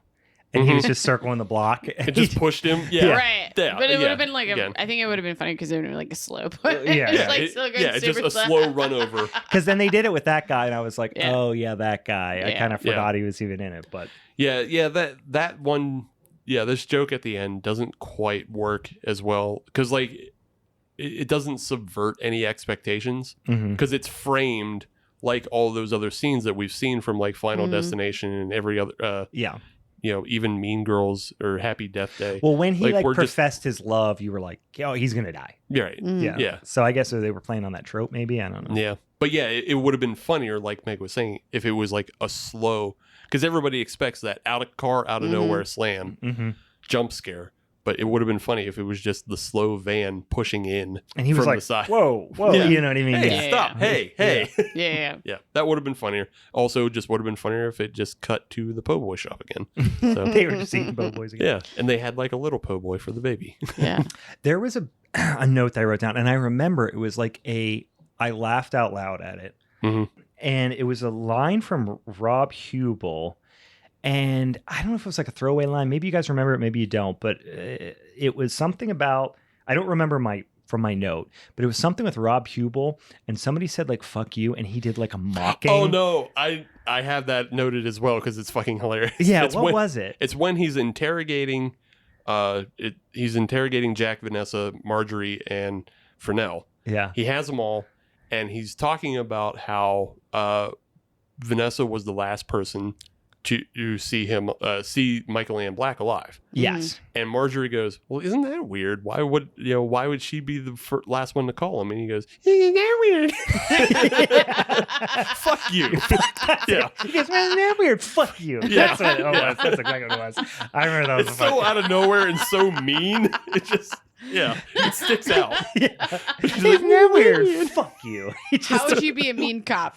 That you go mean girls. Yeah. Yeah. I wrote that line. I couldn't remember what the setup was, but I remember it was a really funny line. Yeah, it sticks out so well. Yeah.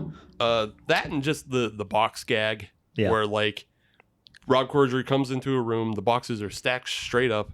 He takes time to take them all down, stack them elsewhere, is confronted with a wall of boxes where he just was. Yeah. Turns around another wall of boxes, removes a box, and Mrs. Nussbaum's behind it and just screams directly at the camera. Yeah. Yeah.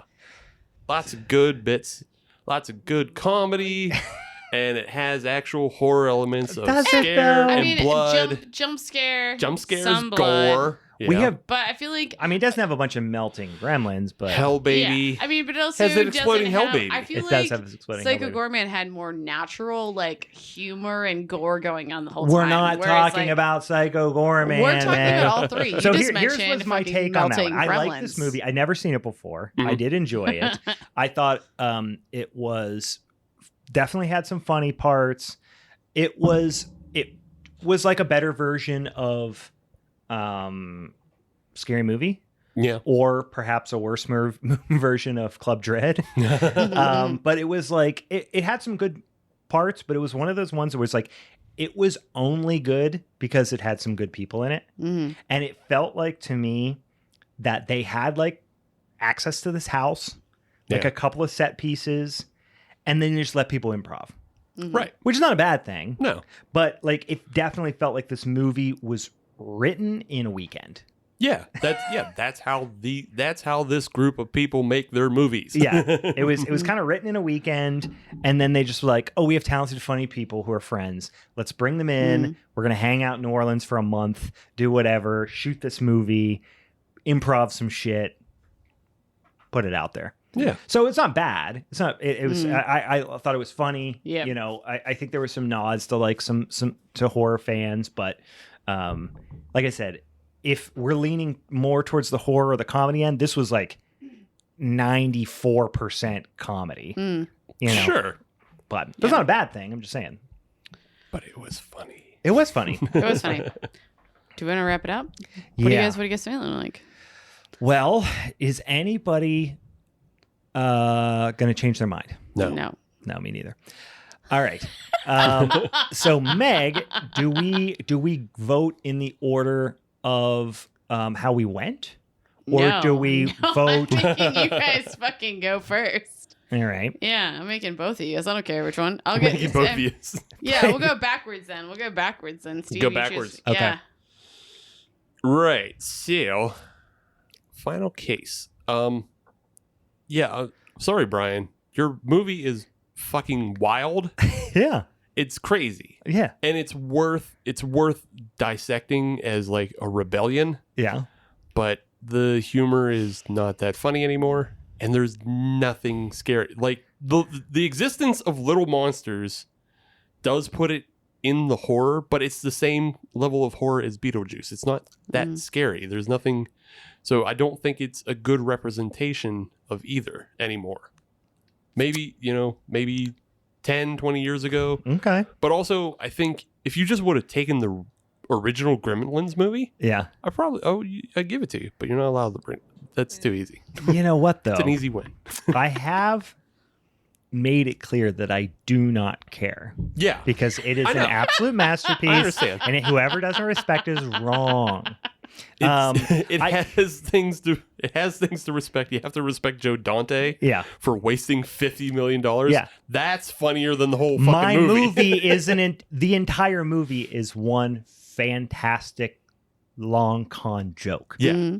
Yeah. This is Freddy Got Fingered before Freddy Got Fingered. Yeah. It's amazing. But $50 million. Right. Yeah. So Steve, what you're saying is you're voting for Psycho Goreman.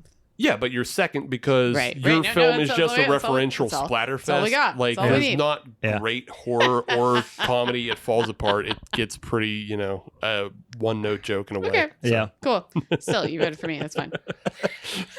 So am I going next? You're going next. So, you're number 2. So here's where I'm at. Okay. And I had my mind made up, but now I'm back and forth.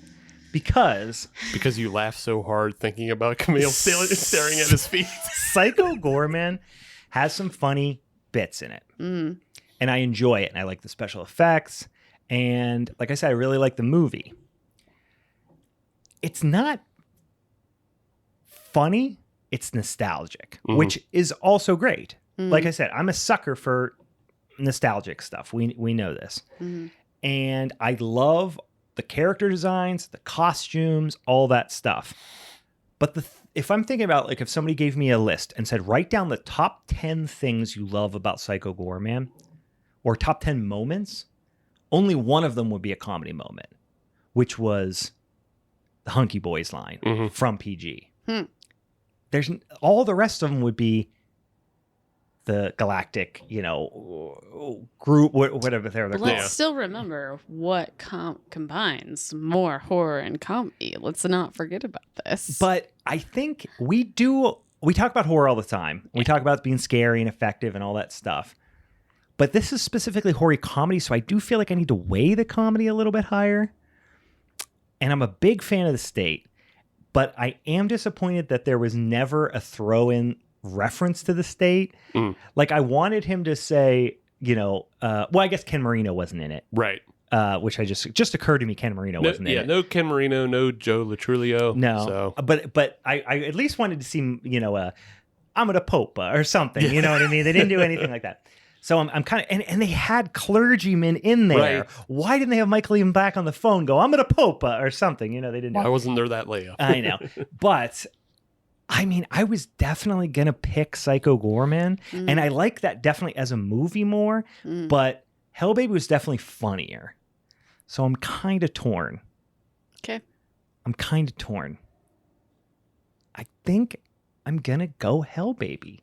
Wow. I'd go Hell Baby. As a comedy movie, it's funnier. It's funnier. There are funny moments in Psycho Goreman, but if we're going to start talking about comedy, Hell Baby is more of a comedy movie. So I can either be, at this point, be a dick and just choose your movie. Just say, fuck it. Well, which one do you like more? Which one? I like Gremlins more as a movie. Yeah. But like Hell Baby, in theory, though I don't think it's like a good horror comedy, there definitely, I think, are better horror comedies. Name. I mean, I can name like 10 more. I didn't ask you to name one. I asked her. No, I could still say even Scare Me. Like, I'm surprised none of us chose like Shaun of the Dead or even like Scare Me. That would have been too easy. Like, it's but it doesn't matter. I'm just saying, like, if you're asking me if I can name better horror movies, like horror comedies, Yeah. Like, I just don't think. I just want to put you on the spot. Is all. No, I know. It's kind of like one of those, like, oh, you're wearing a band T-shirt, their whole album. Fuck off. I'm torn right now because you just chose this movie. I know. It's too late. I know. I'm torn because it's all about what you weigh. Do you weigh horror more? Or do you weigh comedy more? Because, like, horror-wise and effects and all that stuff, Psycho Goreman, a million miles ahead. No, yeah, like, okay. So, like, I mean, again, I'm not trying to, like, advocate, but what I'm saying is, like, what I think, like, the difference is, like, because our movies are vastly different, isn't, like, why I chose mine was that I felt like it was genuinely a horror movie that had a lot of moments where I was laughing a lot of the movie because of the characters. What is the horror? I know I've been, like, bagging on Brian. Genuinely. Hold on. So I've been bagging on Brian saying his movie isn't that horror. But, like, the horror in Brian's movie is that, like, there's these little monsters. And, like, if they get out of the building, then it, destroys the town. The horror in my movie is, like, there's things... Something's possessed. Who knows? Which is it's Ghost. weak. It's a weak. Yeah, no, it's weak. It's because weak. It's a whole bunch of tropes. It's like there's ghost, possibly. There's possession. There's evil dog. Which I also think, like, what makes it so weak. Yeah, the horror in your film is actually pretty weak because your film is macking me.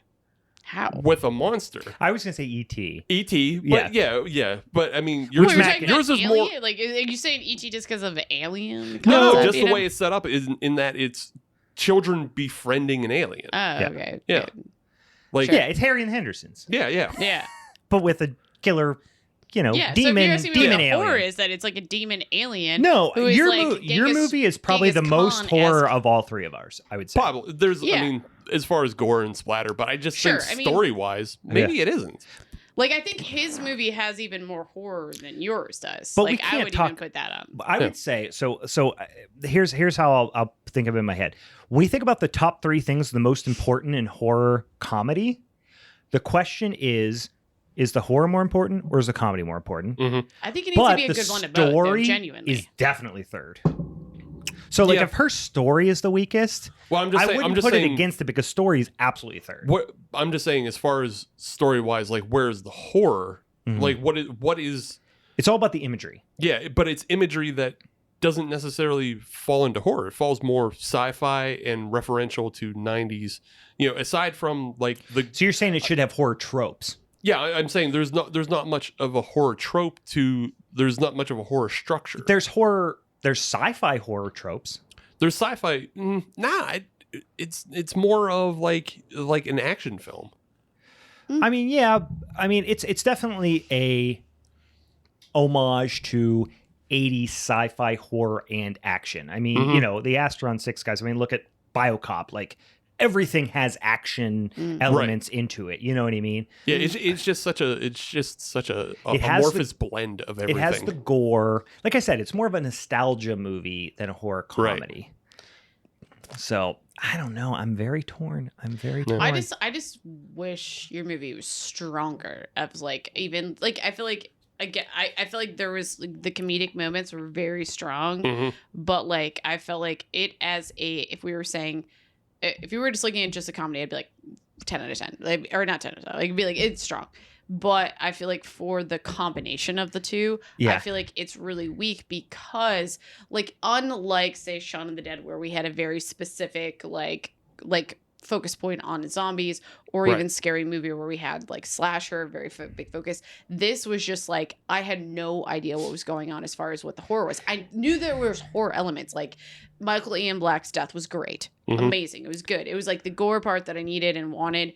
But like, I still felt like there was no cohesiveness to it. That the focus it was just of this movie a bunch of was sketches they just mashed together into a movie. The focus of the movie was not surrounding a horror film. It was a comedy movie with horror elements that like were very weak. And so like even I guess again, you haven't maybe you made a final decision. Listen, but like I'm waffling here. I'm waffling. You can't waffle. You already put a vote. No, that's not. Listen, pull out the scroll, read it to me where I can't change my mind. We are dissecting this, and I'm not trying to be a dick about it, but like I didn't think his movie was as like outwardly laugh out loud funny like Hell Baby was, but it had more horror elements with like really fun, funny parts that I would put that in more of a horror comedy. Versus, like, I feel like yours was like what I would expect out of a horror comedy, but a weak one. Why I would choose his over that, only because it was a very weak horror element to it. Yeah, it was just lazy horror. I would say we're dissecting the three of ours. Like you could have chosen a different one, and I might have feel differently. That was still in like that similar vein. Genuinely, do you want to know why I'm going to change my vote right now? Is because I can't. Surface level, imagine Hell Baby winning of these 3 movies. I just can't. That's all right. I like the movie. I will probably never watch it again. Yeah. The Camille part was really funny. There's some really good gags, but I probably, like I said, I'd watch Club Dread over it. You know what I mean? So for that reason, I'm changing. I'm going to say Psycho Goreman. Cool. I'm switching. After I was talking through all this, and he genuinely talking through all of that, I actually think I'm going to go Gremlins for my number 2. Shame. Well, it doesn't matter what your number 2 is. Nobody cares. So, what did everybody vote? Psycho, Gremlins. Oh, so you won again. I won again. Yeah. Well, shameful, Brian. Shameful. But what would have happened if I would have voted for yours? Then we put it to the audience. Yeah. I know, but I just can't.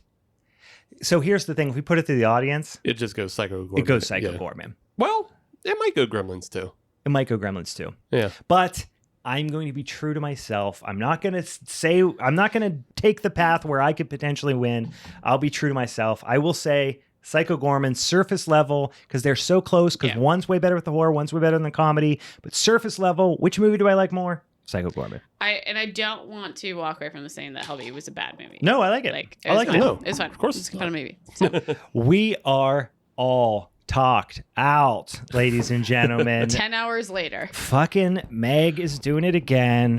Peckerhead Meg taking home the belt once again.